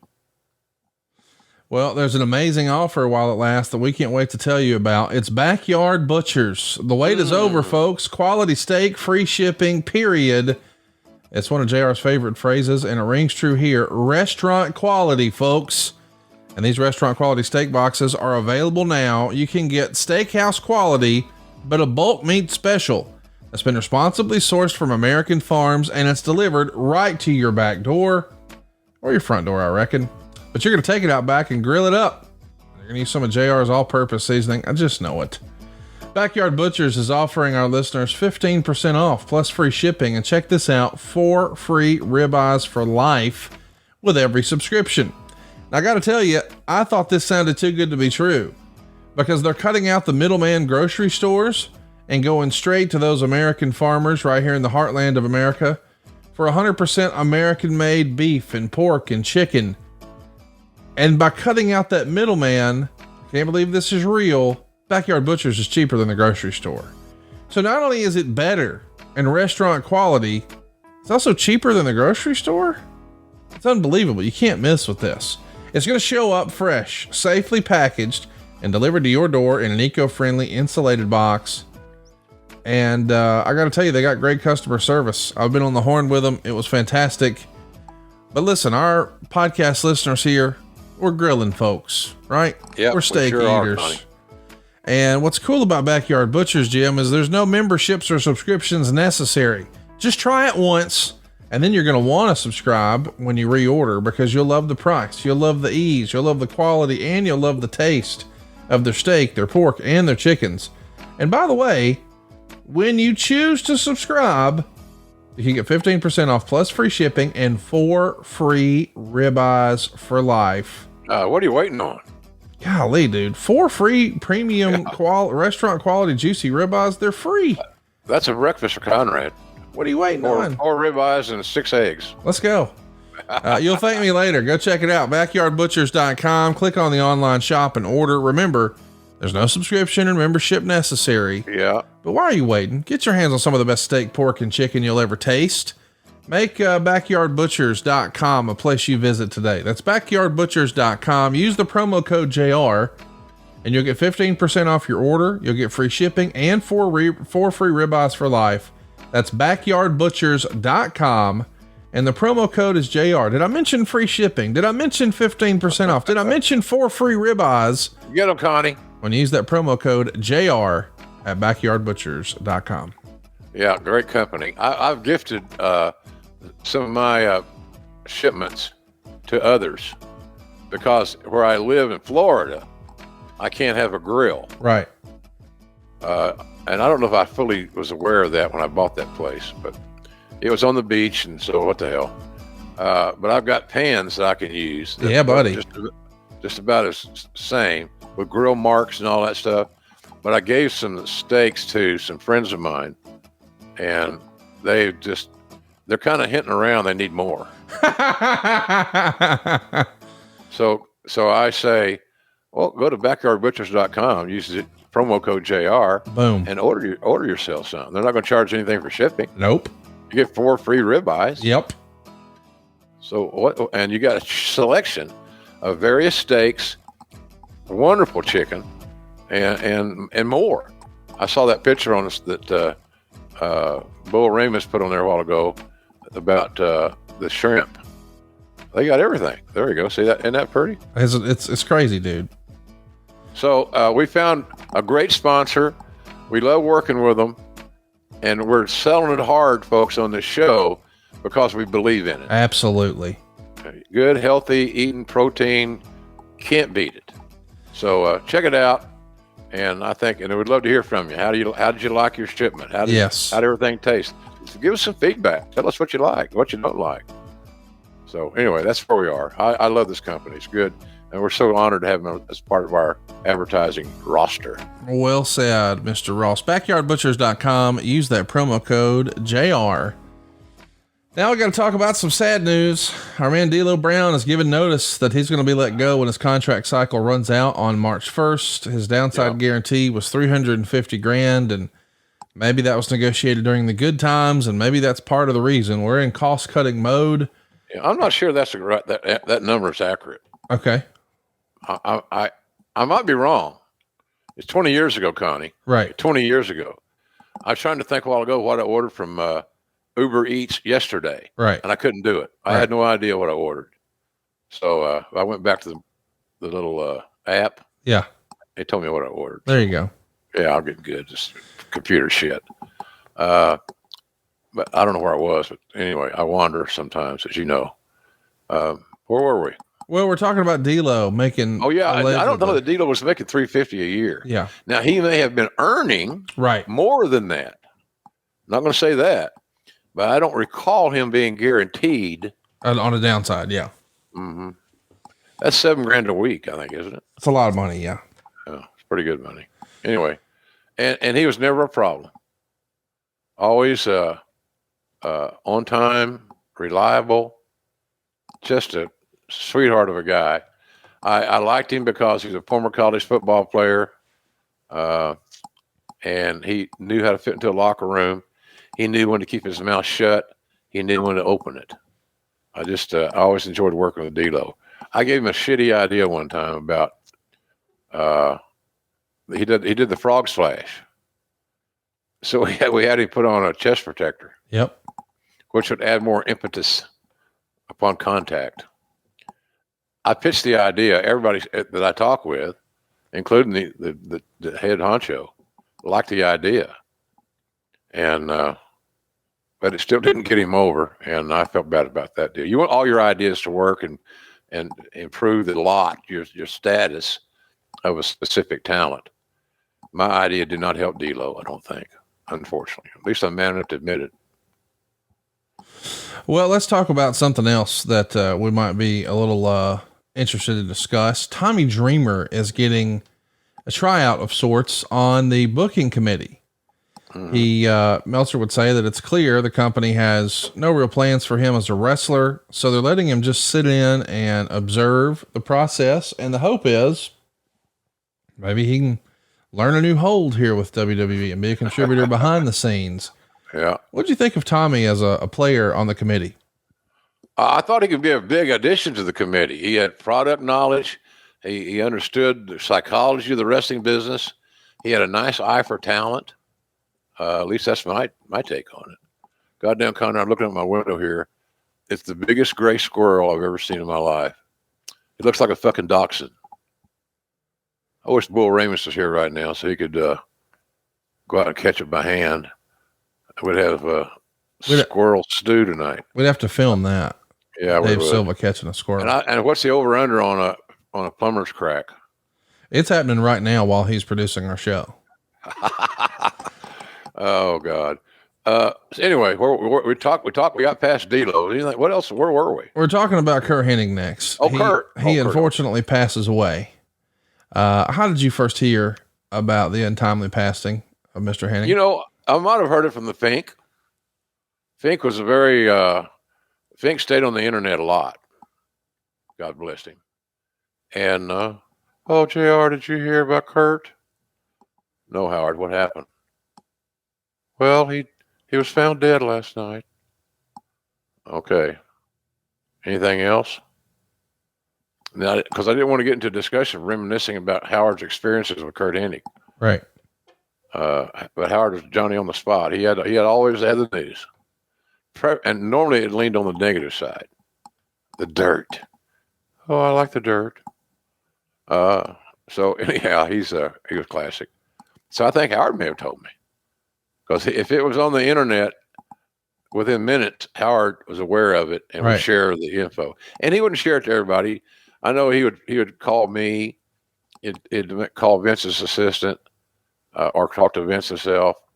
And so he was maybe Ed Cohen got in the dirt side, the late Ed Cohen, great building guy. So yeah, it was I think the Fink was the one that was a bearer of bad news on that particular occasion. Let's talk about Test and Stacy Keibler.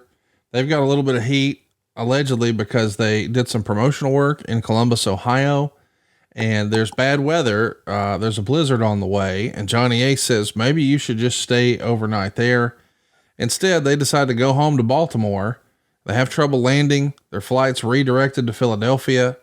They have to drive to Baltimore.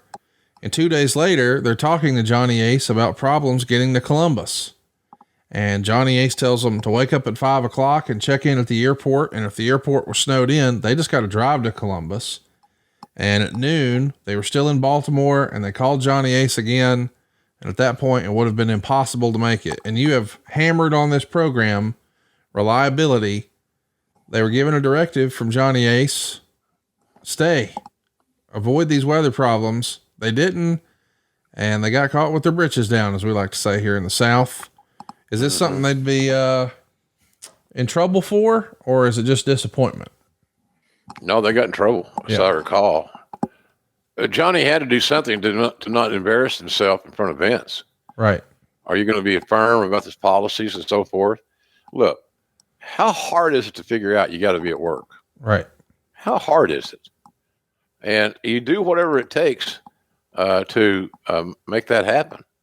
And if that means staying in a nice hotel, and the hotels are all nice, Marriott's, Hilton's, and things like that, they weren't being stashed away at a, and all due respect to Motel 6 or Tom Bodette or somebody. He leaves the light on for you, but the rooms are small. It's got one bulb. So they should have, you just got to make those plans. And when you talk to somebody that's having this dilemma, you never talk to them without a solution at the tip of your fingers, tip of your tongue, whatever, tip of something. And that's kind of what that's how I would have handled it. Here's what we're going to do. Boom, boom, boom, boom. You got it? Any questions? Here's the plan again. Boom, boom, boom, boom. And go from there. But that's not how, you don't give them a chance they don't need to make that decision. The travel department should make that decision. That would get them there safely and somewhat on time. Right. Well, let's talk about the next episode of Monday Night Raw. This is the match you alluded to earlier. It's Bischoff versus Jim Ross. That's our main event. Meltzer would say this was by no means a good match, but it was very emotional and excellent business as when it was over, people were a hell of a lot more interested in Austin versus Bischoff and seeing Austin give Bischoff a beating. Ross was doing. I'm sorry, Connie. That was the entire goal. Yes. Get Eric as hot as we could in the short amount of time that we could, based on his skill set, bell to bell skill set. And I'm not going to help him out in that regard. I just, beat me up, bloody me up, and pin me. I'm all for that. But it was an emotional angle. And I saw somebody sent me a clip on Twitter the other day. I'm at Twitter at JRSBBQ. And it was kind of fun to go back and watch, because what I ended up doing the second pass at it, I watched the crowd, and they were concerned. And the look on that hard camera, that side over there at ringside, the camera there was pretty graphic at times. So I don't know if I'd ever watched that back. I can't remember watching it back. Well, I'm not big on watching my own work back in the ring stuff, because I hate it. I never thought I had a good outing, and that includes this one, which seemed to be okay, and it seemed to get a good number. They do a great job building it. You do promos throughout the show, and Bischoff is shown breaking boards and even a watermelon with punches and kicks and claiming to be a former world champion. When you guys actually get in there, Meltzer would say that you slapped Bischoff hard enough that some thought that you intentionally potatoed him. Oh, not a potato. Yeah, a little potato action here. Hey, look, here's the deal about that. For the sake of the Austin push, I didn't want to fall on the side of caution. I might have even said something to Eric. So I'm going to lay this slap in, so it sets this thing off a little bit physically. Because at the end of the day, you're just going to beat the living dog shit out of me, bloody me up, and beat me. So I got to have something at the beginning. I think he agreed. So, but yeah, that was a hard slap. But I didn't. My intent was not to potato him. I don't know if I did or I didn't. You ought to ask Eric one of his shows. He could tell you, if he remembers. It may be so insignificant he doesn't remember. But yeah, I hit him pretty hard, and he took it. Eric's a tough guy. Yeah. Don't mistake that shit. Let's talk a little bit about the actual finish to this. The cinder block, the blood, and then Bischoff is gonna mock Austin doing the beer drinking and pour it all over you. I know you said you couldn't watch your stuff back, and you were critical of it, never thought you had a good outing. What was the reception when you come back through the curtain and everybody's there in gorilla? And claps. Yeah. Like a little standing O type deal. Because I didn't suck at any phases. I needed to do something physical. The slap. I needed to put myself in a position so Eric could get me off my feet, which is easy to do, but still you got to plan for it. So now that's the second phase. Get JR off his feet. And then I think Sean Morley was Bischoff's stooge at that time, or something to that effect. And he was out there at ringside. I noticed. I'd forgot about him being there. And so then they got the cinder block, and it was a very graphic scene. I mean, it looked pretty decent. And then when he smashed my head against the block, it was oohs and ahs. And then when I came up and I was bleeding, there were more oohs and ahs. So we knew we had him. They had made an investment in this situation. We're good old JR get humiliated and beat up. So, but I was cool with it. Eric took good care of me, and he didn't hurt me. Right. He was a pro. If I hurt him, it was inadvertent. It's that slap, because that's something I did. And I sort of don't want to take anything away from the match that I had one move in. And I'm not bitching about that, quite frankly. That's all I needed. Right. I needed something to show the people that JR is going to fight. He may get his fat ass, old ass beat up, but he will fight your ass. And so that's why I lashed out with a slap, and to try to tell that story a little bit, because the match wasn't very long. What, 4 or 5 minutes? Yeah, just a handful of minutes. I think it was 3 minutes and 42 seconds. That's good. So it shows you can tell a story if it's thought out and there's a good build to it, and you can tell it, complete it, and finish it in less than 5. I think we've both had squash matches like that before. Let's move on though. Tim White is returning, but as a road agent instead of a referee. Of course, sadly, Mr. White is no longer with us, but what a great guy. One of the best ever I ever worked with. One of the best people I ever worked with. I remember getting a direct message on Facebook from Timmy. He moved to Florida. We're planning on getting together, but he wanted some autographed pictures for some neighbors, new neighbors or cousins or somebody. And so I sent them to him, but then time ran out on us. Right. We didn't make it to our lunch, our Florida lunch. I was going to just have him invited to come to my place and spend a couple of days there. Yeah. But he was Conrad, I mention this ad nauseum. So I'll make this succinct. There's no better personal trait that you as an individual can have as a employee, as an owner, or whatever it may be, than reliability. If you're not reliable, how in the hell do you expect to be successful in anything? And Timmy White was so reliable. All those years he traveled with Andre, and that was a life-changing experience, according to Timmy. So they spent endless hours together, and Timmy would drive the van. So, it was he's just a sweetheart of a guy. On the friendly tap, I've had a couple of beers in the friendly tap over my lifetime. You go to his town, go up there in that area, you kind of feel you deserted him if you don't drop by and have a beer right at his bar. So, but I love Timmy. He's such a good guy. But I'm glad he was back, and I didn't have a problem finding a spot for him. Well, let's talk about the show. We're finally here. No Way Out 2003. It gets 52.4% thumbs up. The show overall is a success in that it does 450,000 buys, but the return to the NWO a year prior, with the company a little hotter, did 575,000 buys. It's got to be a little disappointing that Austin's return doesn't pop a bigger number, but business is down a little bit here. Yeah, we were flat. Yeah. And undeservedly flat because of the talent we had coming. Hogan was on this card. We thought that would be it would contribute more to the bottom line. Certainly Steve coming back, you just kind of count on what he was when he left.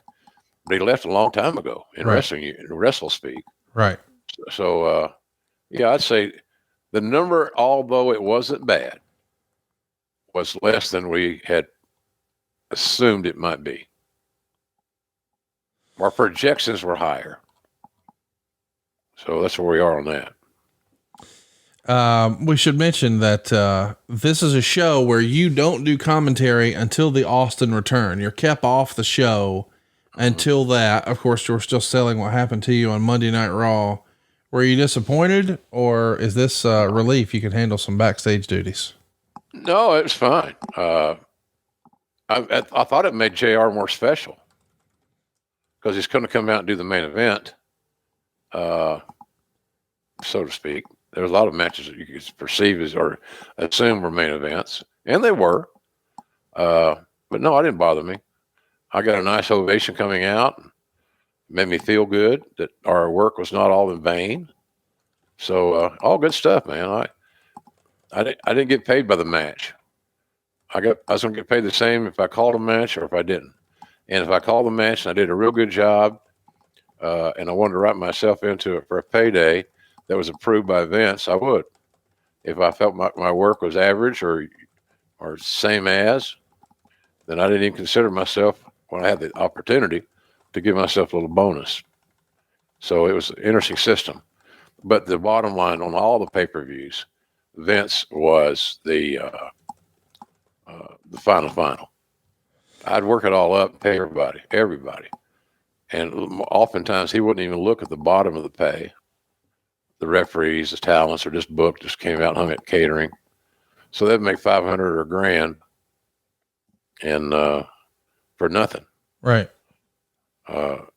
It wasn't nothing because they might put somebody over leading to the pay-per-view, et cetera, et cetera. But on that pay-per-view day, they didn't work.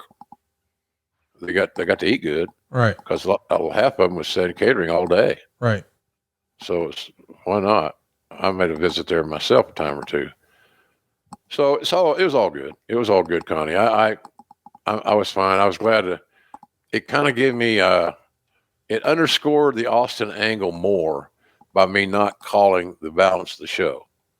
I think. Yes. Why's JR not out there? Oh, well, he's not Austin. Oh, yes. I want to watch that. So that's where we were, buddy. I no problem with me whatsoever on that deal. Come out and do the last match. I knew what the outcome was going to be positive for Austin. So I got to shout Stone Cold 3 times in a row, and there we went. It's a strong crowd, according to Meltzer, and it is a sellout. 15,114 fans are here for the pay-per-view. They paid 897,570 Canadian, which is about $38 American. Just kidding. It's $595.89.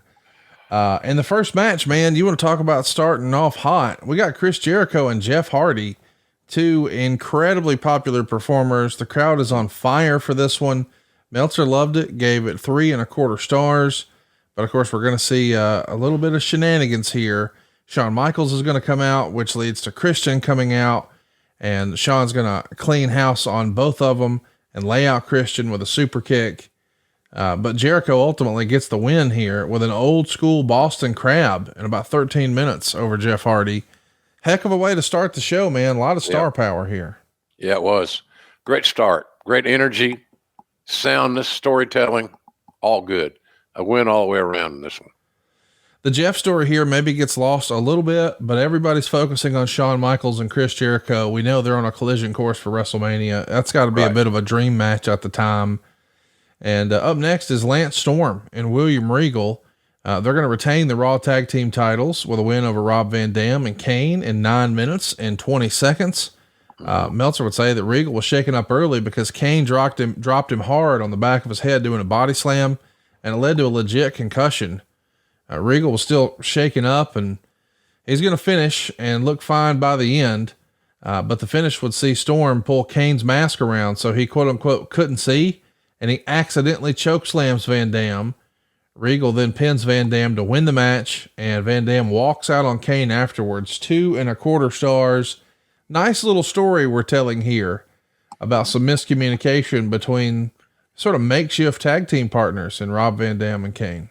Yeah, attraction team, 2 stars. Yes. Citizen Storm and his lordship were a very underrated duo. They were about, I don't recall anybody as a heel tag team that were better suited for that role, and at the same time were underutilized. So I'd probably give that match a little bit more credit than Meltzer. Don't mean nothing. That's my opinion. But I thought those guys had a nice match. And I've always been partial to the team of Regal and Storm. I just think that they're everything you want in your locker room, in the ring, at the airport, wherever you are. They're the kind of guys you want to build around. Doesn't mean that they're going to be hitting 4th in the lineup, Conrad. It simply means that the more guys with the character and integrity of Lance Storm and William Regal, the better. How can we dissect that and look at it any differently? I don't think that we can. Let's talk a little bit about the next match, because we got 2 really talented performers. It's Matt Hardy and Billy Kidman. And unfortunately the crowd is not as with it at the start, but they get with it with some of the hot moves, like a shooting star press and a pescado, and they're getting into it. And they're even doing dueling chants in French. It takes 9.5 minutes for Matt Hardy to win the cruiserweight title from Billy Kidman. He had the assist from Shannon Moore, who's going to distract Kidman, and the twist of fate off the ropes gets it done. 3 stars. We know Matt Hardy is still rocking and rolling, but we don't spend much time talking about Billy Kidman. Really talented performer, but I don't know that he ever really hit his full stride here in WWE. Fair to say? Yeah, I think so. I think that's fair. Billy's was a hell of an accomplished wrestler, and Billy kept up with a lot of the nuanced moves that were coming into fashion, shall we say. Really athletic. As I jokingly referred to him as the world's greatest overachiever, because at one time he was married to Tori Wilson. And I'm just kidding him. But I'm kidding. Billy's family's watching today. I'm only kidding. He's a hell of a nice guy. But he did pretty well in that first marriage department, if there was his first marriage. And if that is his real name, I don't think it is. But anyway, all good. Let's talk a little bit about the next match. It's Undertaker and Big Show. Undertaker wins with a triangle choke in 14 minutes and 8 seconds. Meltzer would say Undertaker bladed after 3 headbutts by Show early. Show blew up fast, and Undertaker had to totally carry this. He mostly sold after a big comeback, ending with the Undertaker having Show tapping from a Dragon Sleeper. Heyman was distracting the ref, so he missed it. A-Train hits the ring for the save, and Undertaker does a running dive over the top onto both Show and Train, and the finish would Show Boo a sloppy choke slam. And when he goes for the cover, Undertaker uses the triangle, and the crowd live really didn't understand the move. A-Train lays out Undertaker after the match with the tree slam, 2 stars. So listen, it's easy to be critical. Maybe A-Train wasn't over with the crowd. Maybe Big Show's cardio lacked a little bit. Maybe some of the moves were a little sloppier than we would have liked, but man, it's an Undertaker match and folks are bleeding and we're trying new finishing moves, and he's doing a dive over the top rope. Undertaker's pulling out all the stops here, man. Yeah, he was working his ass off to try to pull something out of the Big Show. Yeah. Who he knew was not in tip-top game shape. So I think Mark gave great effort that night, showed amazing leadership and patience. You know, that was a frustrating thing about Big Show. You know, Paul White's now with us in AEW. I think the world of him. You know, we have great conversations, sports, food, all kinds of stuff that we both love. And but you know, he just, that commitment to to losing all that weight and getting into great shape at times wasn't there. Now, whose fault is that? Well, it's invariably at the end of the day, it's the talent's fault. But guys like myself and Laurinaitis and others on the team and the writers, you know, Big Show is a former athlete. He needs positive reinforcement. He needs to be coached up. And I don't know if we did a good job with that. I thought he was very much overexposed. I said that before in this show, and I still believe that to be true. So in any event, I applaud Taker's effort. I wish the match had been better.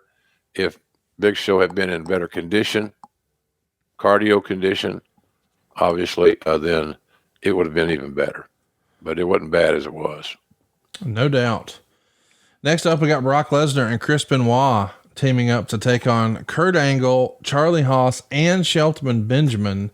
So it's a 2-on-3. They go 13 minutes and 19 seconds. Meltzer would say Angle and Lesnar worked too much together to keep the specialness of their first meeting at WrestleMania intact. I think he meant to say they didn't work too much together. Ultimately, it gets 4 stars. He really, really loved it. I was really excited to see this type of match on a WWE program because it feels more like an old school Mid-South or an old school Japanese style match. I mean, just run through this again. Brock Lesnar, Chris Benoit, Kurt Angle, Charlie Haas, Shelton Benjamin.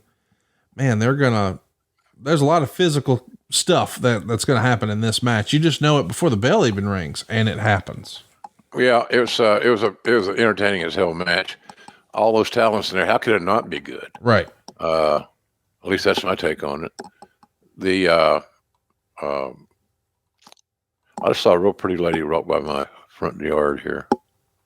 Maybe she's going to try to rob me. Is she taking care of the squirrel? What's going on with the squirrel? No, now? she's got a dog. She's got a dog on a leash. Is the dog after the squirrel? Not yet.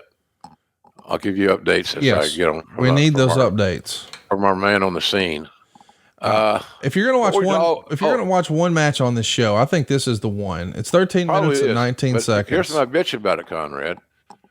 Why do we need 3-on-2? I don't understand that. Right. I think you could have had a tag match and had the third Angle guy on the outside. Right. And let them get involved in an illegal way to get more heat. So you're saying maybe Angle and Shelton Benjamin and then put Charlie Haas on the outside?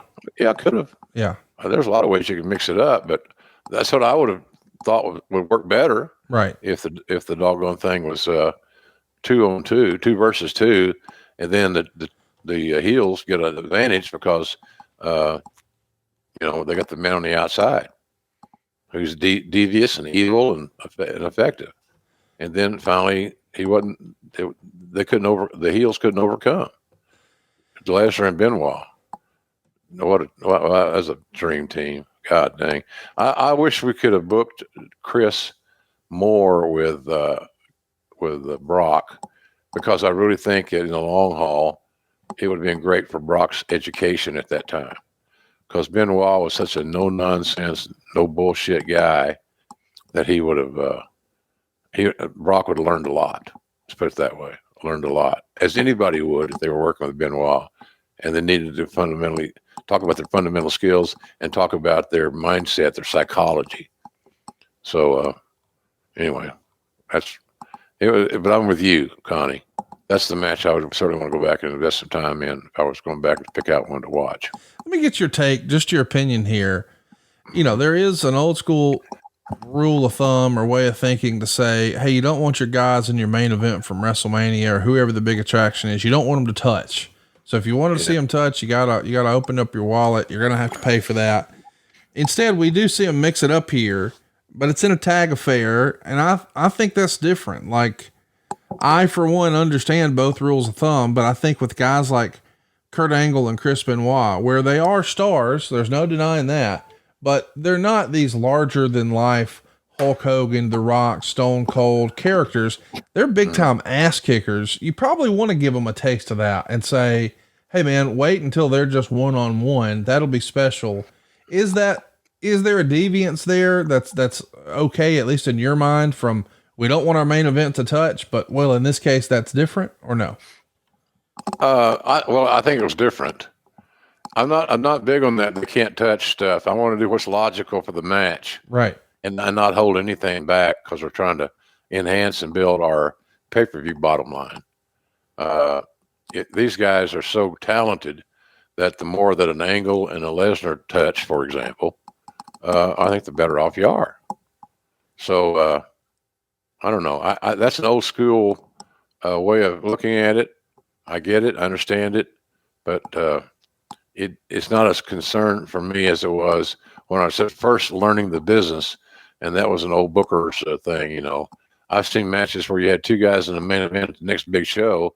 They're in a tag match the week before, and they didn't touch at all because the heel kept running like a scalded dog.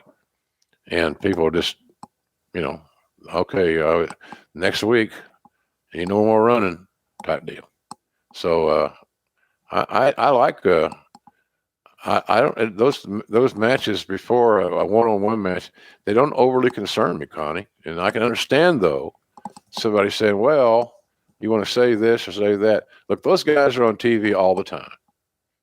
They're so overexposed, and which is every office has a propensity of doing so, because they want to make sure that they're, that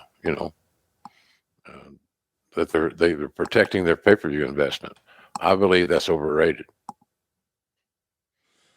Let's talk about the next match here. And boy, is it a controversial piece of business. It's Triple H and Scott Steiner. Scott Steiner had made this big debut, and people thought, boy, this is going to be something special with these two. And then the match just doesn't deliver. This one doesn't either. It's 3/4 of a star. The crowd quickly turns on Scott Steiner after he does 90 seconds of punches. They start chanting, Steiner sucks. Then they start chanting at Earl Hebner, you screwed Brett. And then eventually during the course of the match, there's just loud, boring chants. Eventually, when Steiner puts Triple H in the recliner, Flair is going to signal to the back. Out comes Randy Orton and Dave Bautista. They bump for Steiner, and that essentially cements that he's the babyface. And then Triple H nails Steiner with a belt shot and then hits a pedigree, and that's it. So this Steiner experiment is going nowhere fast. And Meltzer would say that the booking has not helped anything either. He makes the comparison to Jim Crockett Promotions when Sting would have Flair in the Scorpion Deathlock. And instead of the fans cheering, thinking they're about to see a title switch, they just start looking to the back, waiting on the run in. And they're doing that here. I've seen that happen. Here come Batista and Orton. Was this whole Scott Steiner and WWE run just snake bit? Yeah. Yeah. He wasn't, Scotty wasn't healthy to the level that he could go out and be the athlete that he was coming out of Michigan. And that we had seen earlier in his professional career. His body was taking a toll. And a lot of those big muscle guys have that issue. And I just think Scotty wasn't healthy. And, you know, not the fact that he couldn't pass a physical. It's just that his injuries and accumulation of injuries simply did not allow him to have his normal, back in the day, athletic match. Plus, he's getting older. So I think between his age and his injuries, we took a flyer. We thought it might work. And if it had worked, then everybody's going to be happy. But unfortunately, it did not. Next up is a big crazy crowd moment, and you're a big part of it. You're going to come back out to do commentary. It's Steve Austin beating Eric Bischoff in 4 minutes and 26 seconds. And Meltzer would say the crowd response was similar to one of the biggest Montreal Canadiens wins in history. Of course, their hockey team. But he says that you're so over the top screaming, trying to make it seem like one of these legendary moments in wrestling that almost comes across as a spoof. And he even refers to the match as saying, Steve Austin pinned Eric Bischoff in 426 of a scream along with JR session. Wow. What do you make of the criticism from your old pal, Dave Meltzer here? Yeah, old pal. Oh, I don't know. He's got an opinion. Yeah. I'm not going to censor him because he has an opinion. My God, you and I have opinions in this show every week. And so I'm not changing my line of thinking. I'm going to still have opinions next week and the week after. And if my opinions are so offensive to those listening or watching, then fucking don't watch. Don't listen. Don't put yourself through the misery. So I don't. When I first got the criticisms like that, it bothered me a whole lot more than it did on this particular show. Right. I think what Dave also isn't factoring in is the guy that's in my ear producing me. There you go. Here's what he wants. And so if he tells me, JR, I need you to really be up, go over the top. This is good shit type deal. And so be it. But, you know, does it do your ego any good to hear that stuff? No. But it is what it is, man. You just got to go roll with the flow and get through it. I don't recall that. I'm glad you brought that up. I don't recall that sound, that blurb in the Observer or wherever it was. So, but anyway, hey, it didn't kill me. What don't kill you makes you stronger, they say, Connie, right? Well, Austin looks stronger than ever here. He looks bigger, and he's going to destroy Bischoff, beat him up pretty good. Bischoff's only offense is an eye rake and a kick to the chest, which Austin laughs off, hits him with a stunner, picks him up at 2, hits him with a second stunner, picks him up at 2, and then hits him with a third stunner and gets the pin. And Meltzer would say a big part of Austin's routine is gone because the post-match beer deal, due to the terms of his probation, is now gone. He is not allowed to drink any alcohol until November 25th. And originally they were telling him, hey, it's just part of the show. It's just acting. It's not really something to be concerned about. So he does it once. And then they say, hey, never mind. We don't want you to do that. And he explains, according to the Observer, hey, it was near beer, like a no duels type circumstance. So it's a non-alcoholic beer. And they say, well, it still sends the wrong message. Just don't do it at all. That had been a big part of his act, but I'll tell you, when I watched it, I did not at the time think, where's the beer? Like I was just excited Stone Cold was back. So I didn't put 2 and 2 together. Like, well, there's no beer. I'm disappointed. There's no beer. That didn't cross my mind. Yeah, I'm with you. I didn't think about that point until today. Right. So I didn't perceive it to be a big issue whatsoever. So, it was a part of his act. A lot of things are part of his act. Ted DiBiase is a part of his act. You know, there's a lot of things that were a part, but those things fall off. They leave. We move on. And because the situation as it was, and Steve had a good solution, at least he thought he did, until he got shot down, was to use that near beer, that yes, O'Doul's or whatever the hell it is. So, but he didn't. They didn't buy it. And I thought that could have been, I don't say negotiated. I think that could have been discussed better. Well, I know that beer was part of his routine, but something that's still a part of mine and your routine every single day is athletic greens. We start every day with a little AG1, and you should too.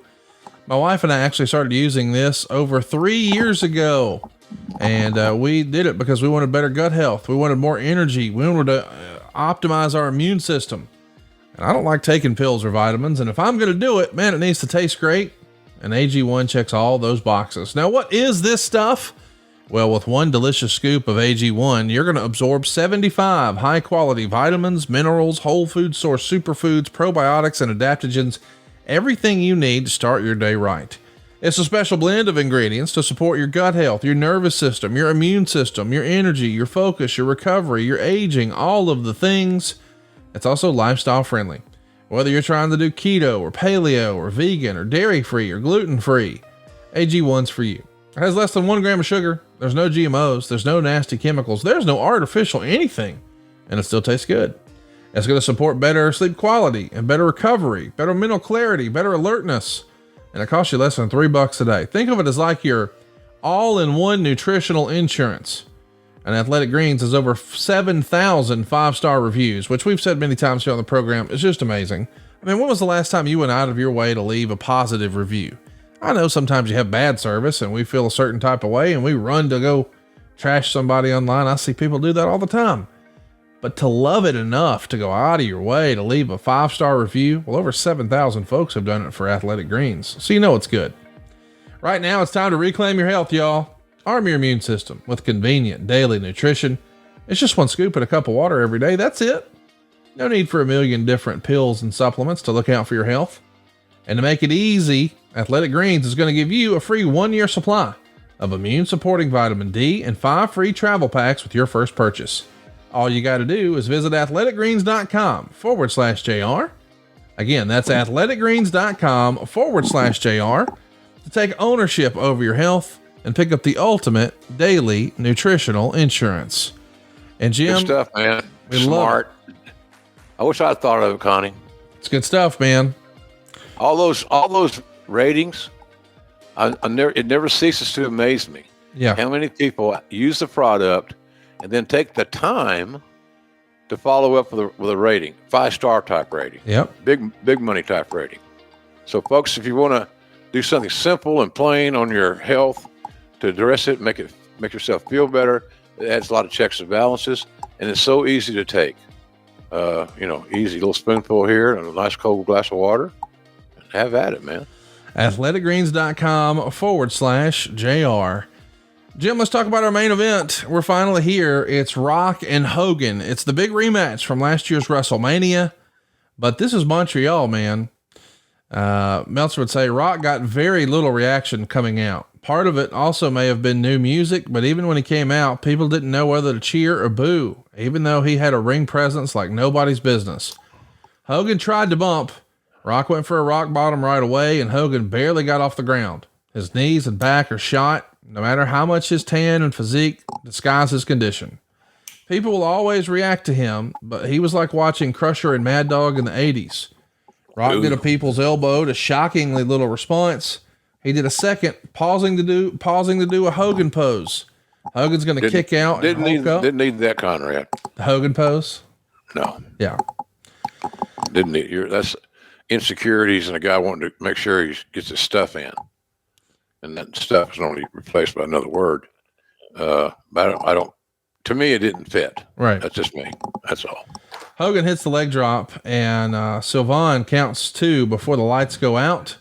And then when they come back on, everyone's laid out in the in the ring with a chair, and Vince McMahon struts down to the ring, and Sylvain shoves the chair to the Rock, who clocks Hogan with it. Hogan blades. Rock hits the rock bottom. Sylvain pops up unharmed and counts 3. Vince then takes off his shirt, looking like a guy who's a month away from competing in the Mr. Olympia over 55 contest. He gave it a dud. And he said Hogan and Rock failed to come close to recapturing whatever it was they had at WrestleMania. It was probably a combination of the crowd being exhausted after screaming so loudly for Austin. And people know Rock is supposed to be a heel and booing, but they really don't want to. Now, wait a minute. So the crowd was screaming so much for Austin. Yep. But when JR was screaming for Austin, it was too much. It's too much. Yes. See, folks, that's why you don't take a lot of that shit seriously. You can't, some days you can't win for losing. Yes. Quite frankly. So that's one thing. I just want to tie that together at the end. But anyway, yes. Go ahead, Connie. People know The Rock is supposed to be heel and booing, but they really don't want to, causing him to get very little reaction coming out, combined with a terrible match. And that ended the show on a bad note.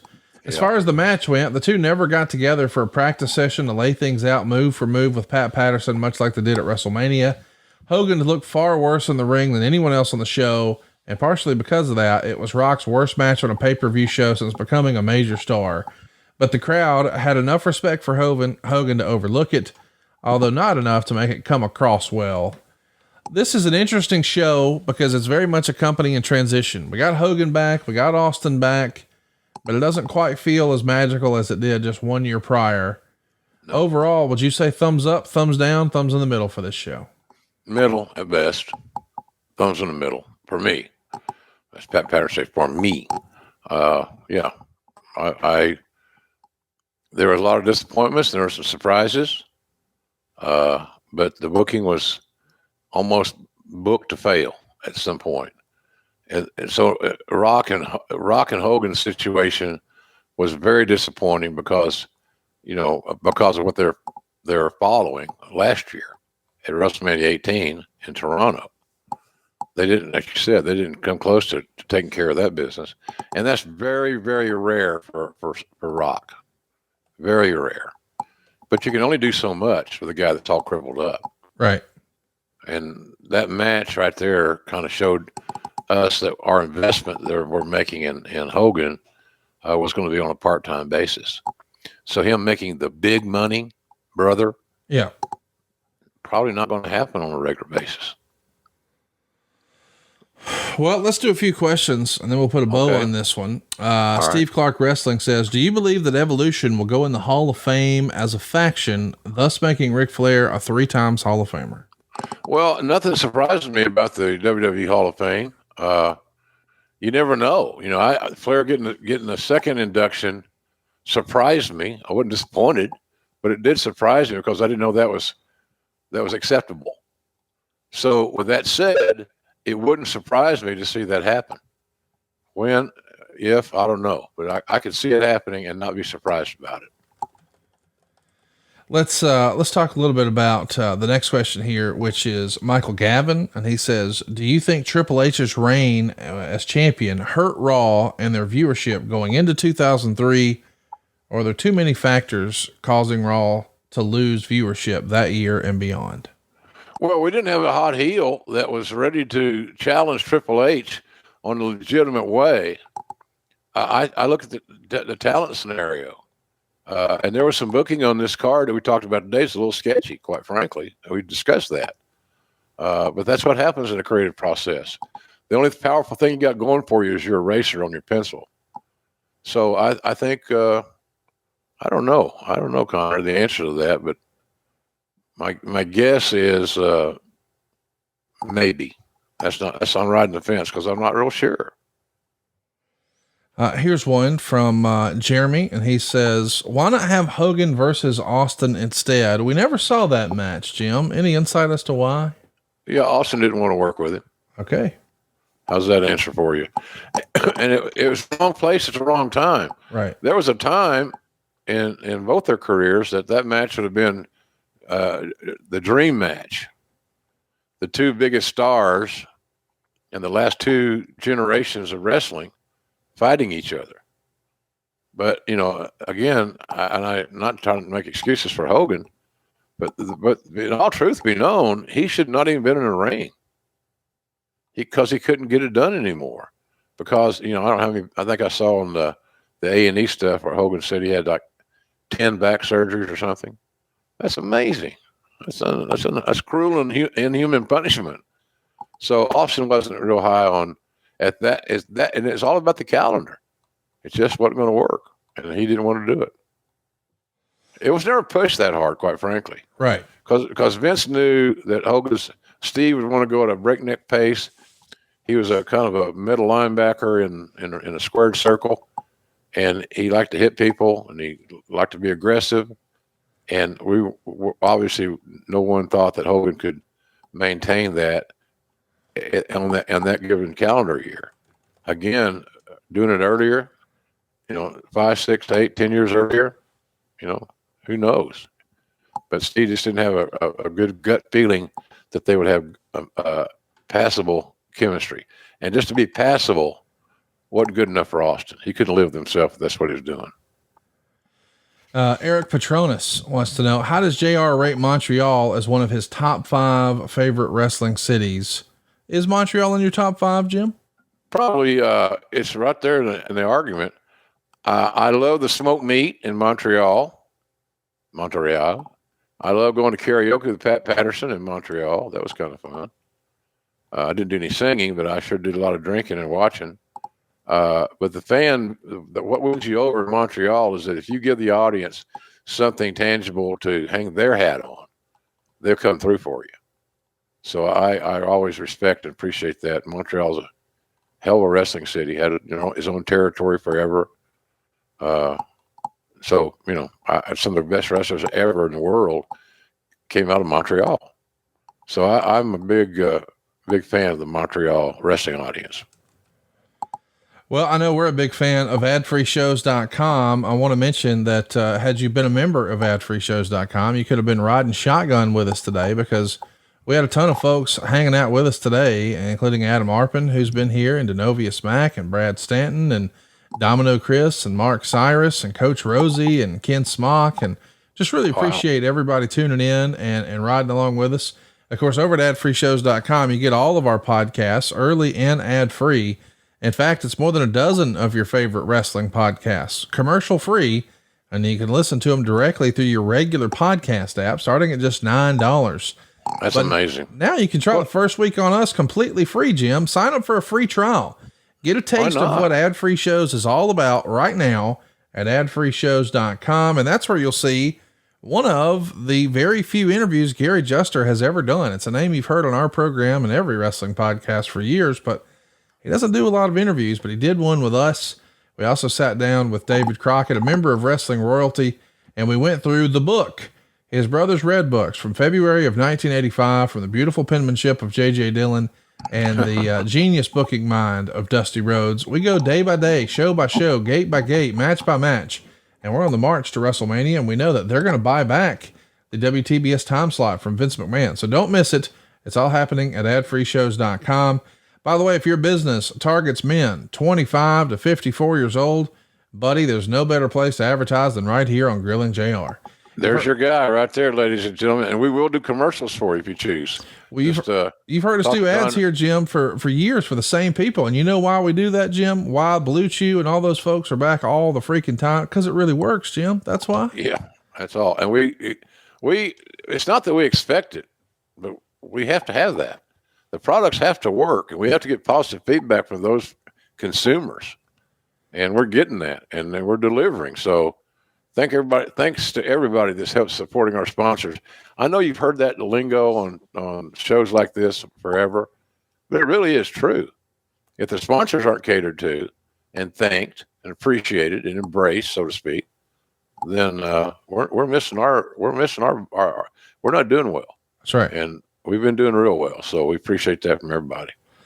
Advertisewithjr.com is where you want to go right now and find out more about advertising with Grilling JR. That's advertisewithjr.com. And since we're talking about .coms, we got to talk about everything going on at jrsbbq.com. This past weekend, I made a pork tenderloin. I also threw some steaks on the grill, and you know what I was using, y'all. Come on. The all-purpose seasoning. It's my favorite. I brag about it every single week here for years. I've even tried the hot sauce. I absolutely love it. I used some on some corn over the weekend. I hadn't tried it with corn before. Loved it. But you can also check out the main event mustard, the Chipotle ketchup, 2 types of barbecue sauce, even beef jerky. There's something for everybody at jrsbbq.com. Yeah, it's all good stuff, man. We believe in what we're manufacturing, and we take pride in our shipments. You know, we got a great crew there in Norman, here in Norman as I speak. So we try really hard for great customer service and to let you know we appreciate your business. So check out jrsbbq.com. Our store never closes. And literally somebody's shipping something there every day, all day, which is good. So we appreciate you guys very much for supporting my family efforts. Look, I got to pay for OU nursing school. That's right. Help a brother out. Help a brother out at jrsbbq.com, or help a brother out by checking us out on YouTube. If you're missing JR on video, you're missing out.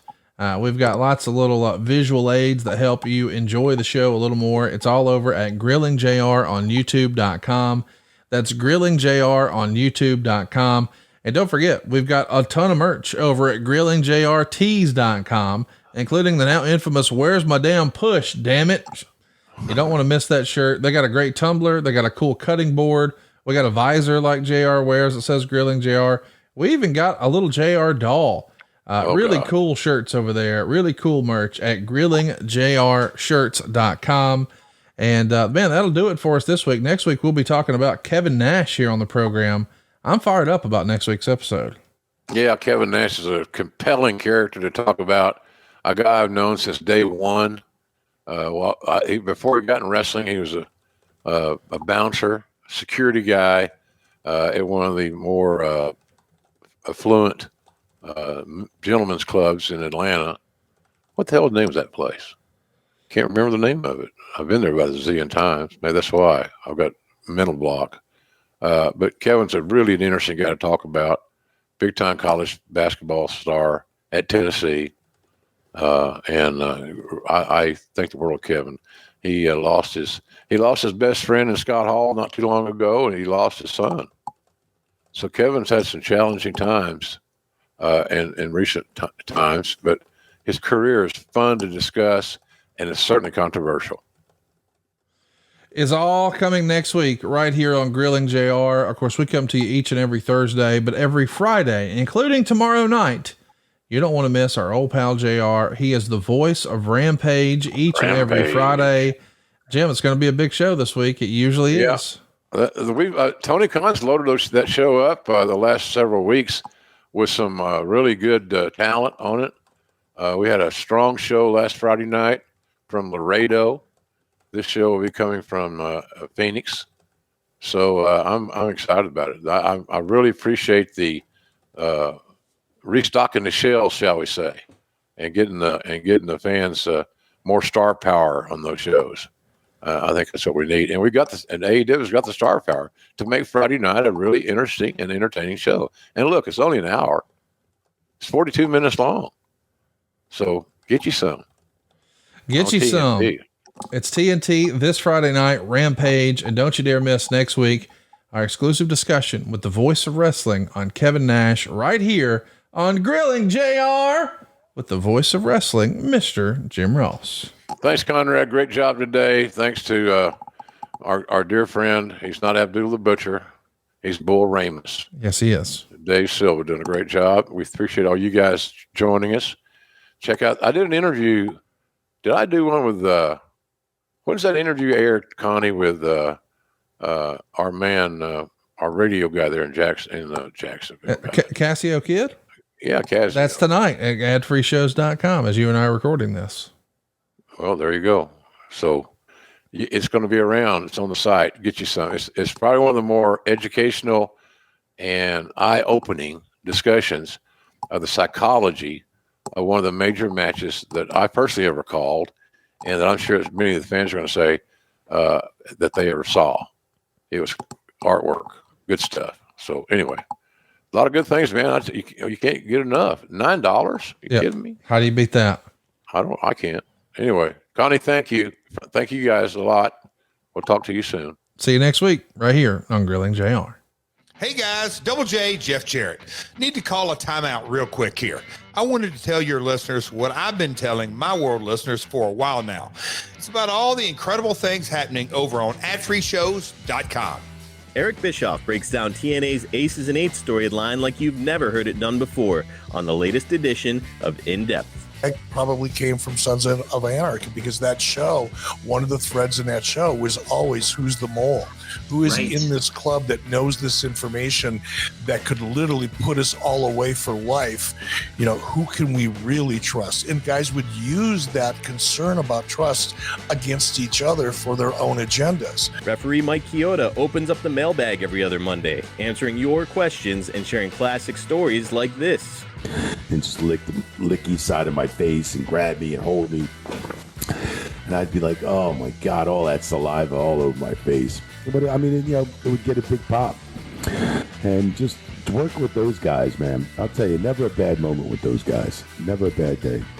If you're looking for interactive experiences, Kevin Nash recently sat down with Ad-Free Shows members for a premium watch-along event of his streak-ending, title-winning match against Goldberg from Starrcade 98. I mean, since I booked it, I should probably know that. Yeah.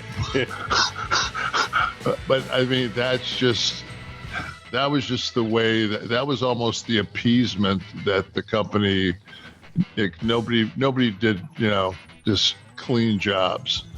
It was, you know. So, I mean, to me, a double run-in and a cattle prod, and I get the victory. I mean, it's... Get this and other exclusive experiences, including now being part of the live recordings of the podcasts. Hey, that's just a small taste of what Ad-Free Shows has waiting for you, including a brand new perk, getting to join in on the live recordings of the shows with 4 levels to choose from. See for yourself why Ad-Free Shows is the best value in wrestling today. Sign up now at adfreeshows.com. That's right, sign up today at adfreeshows.com.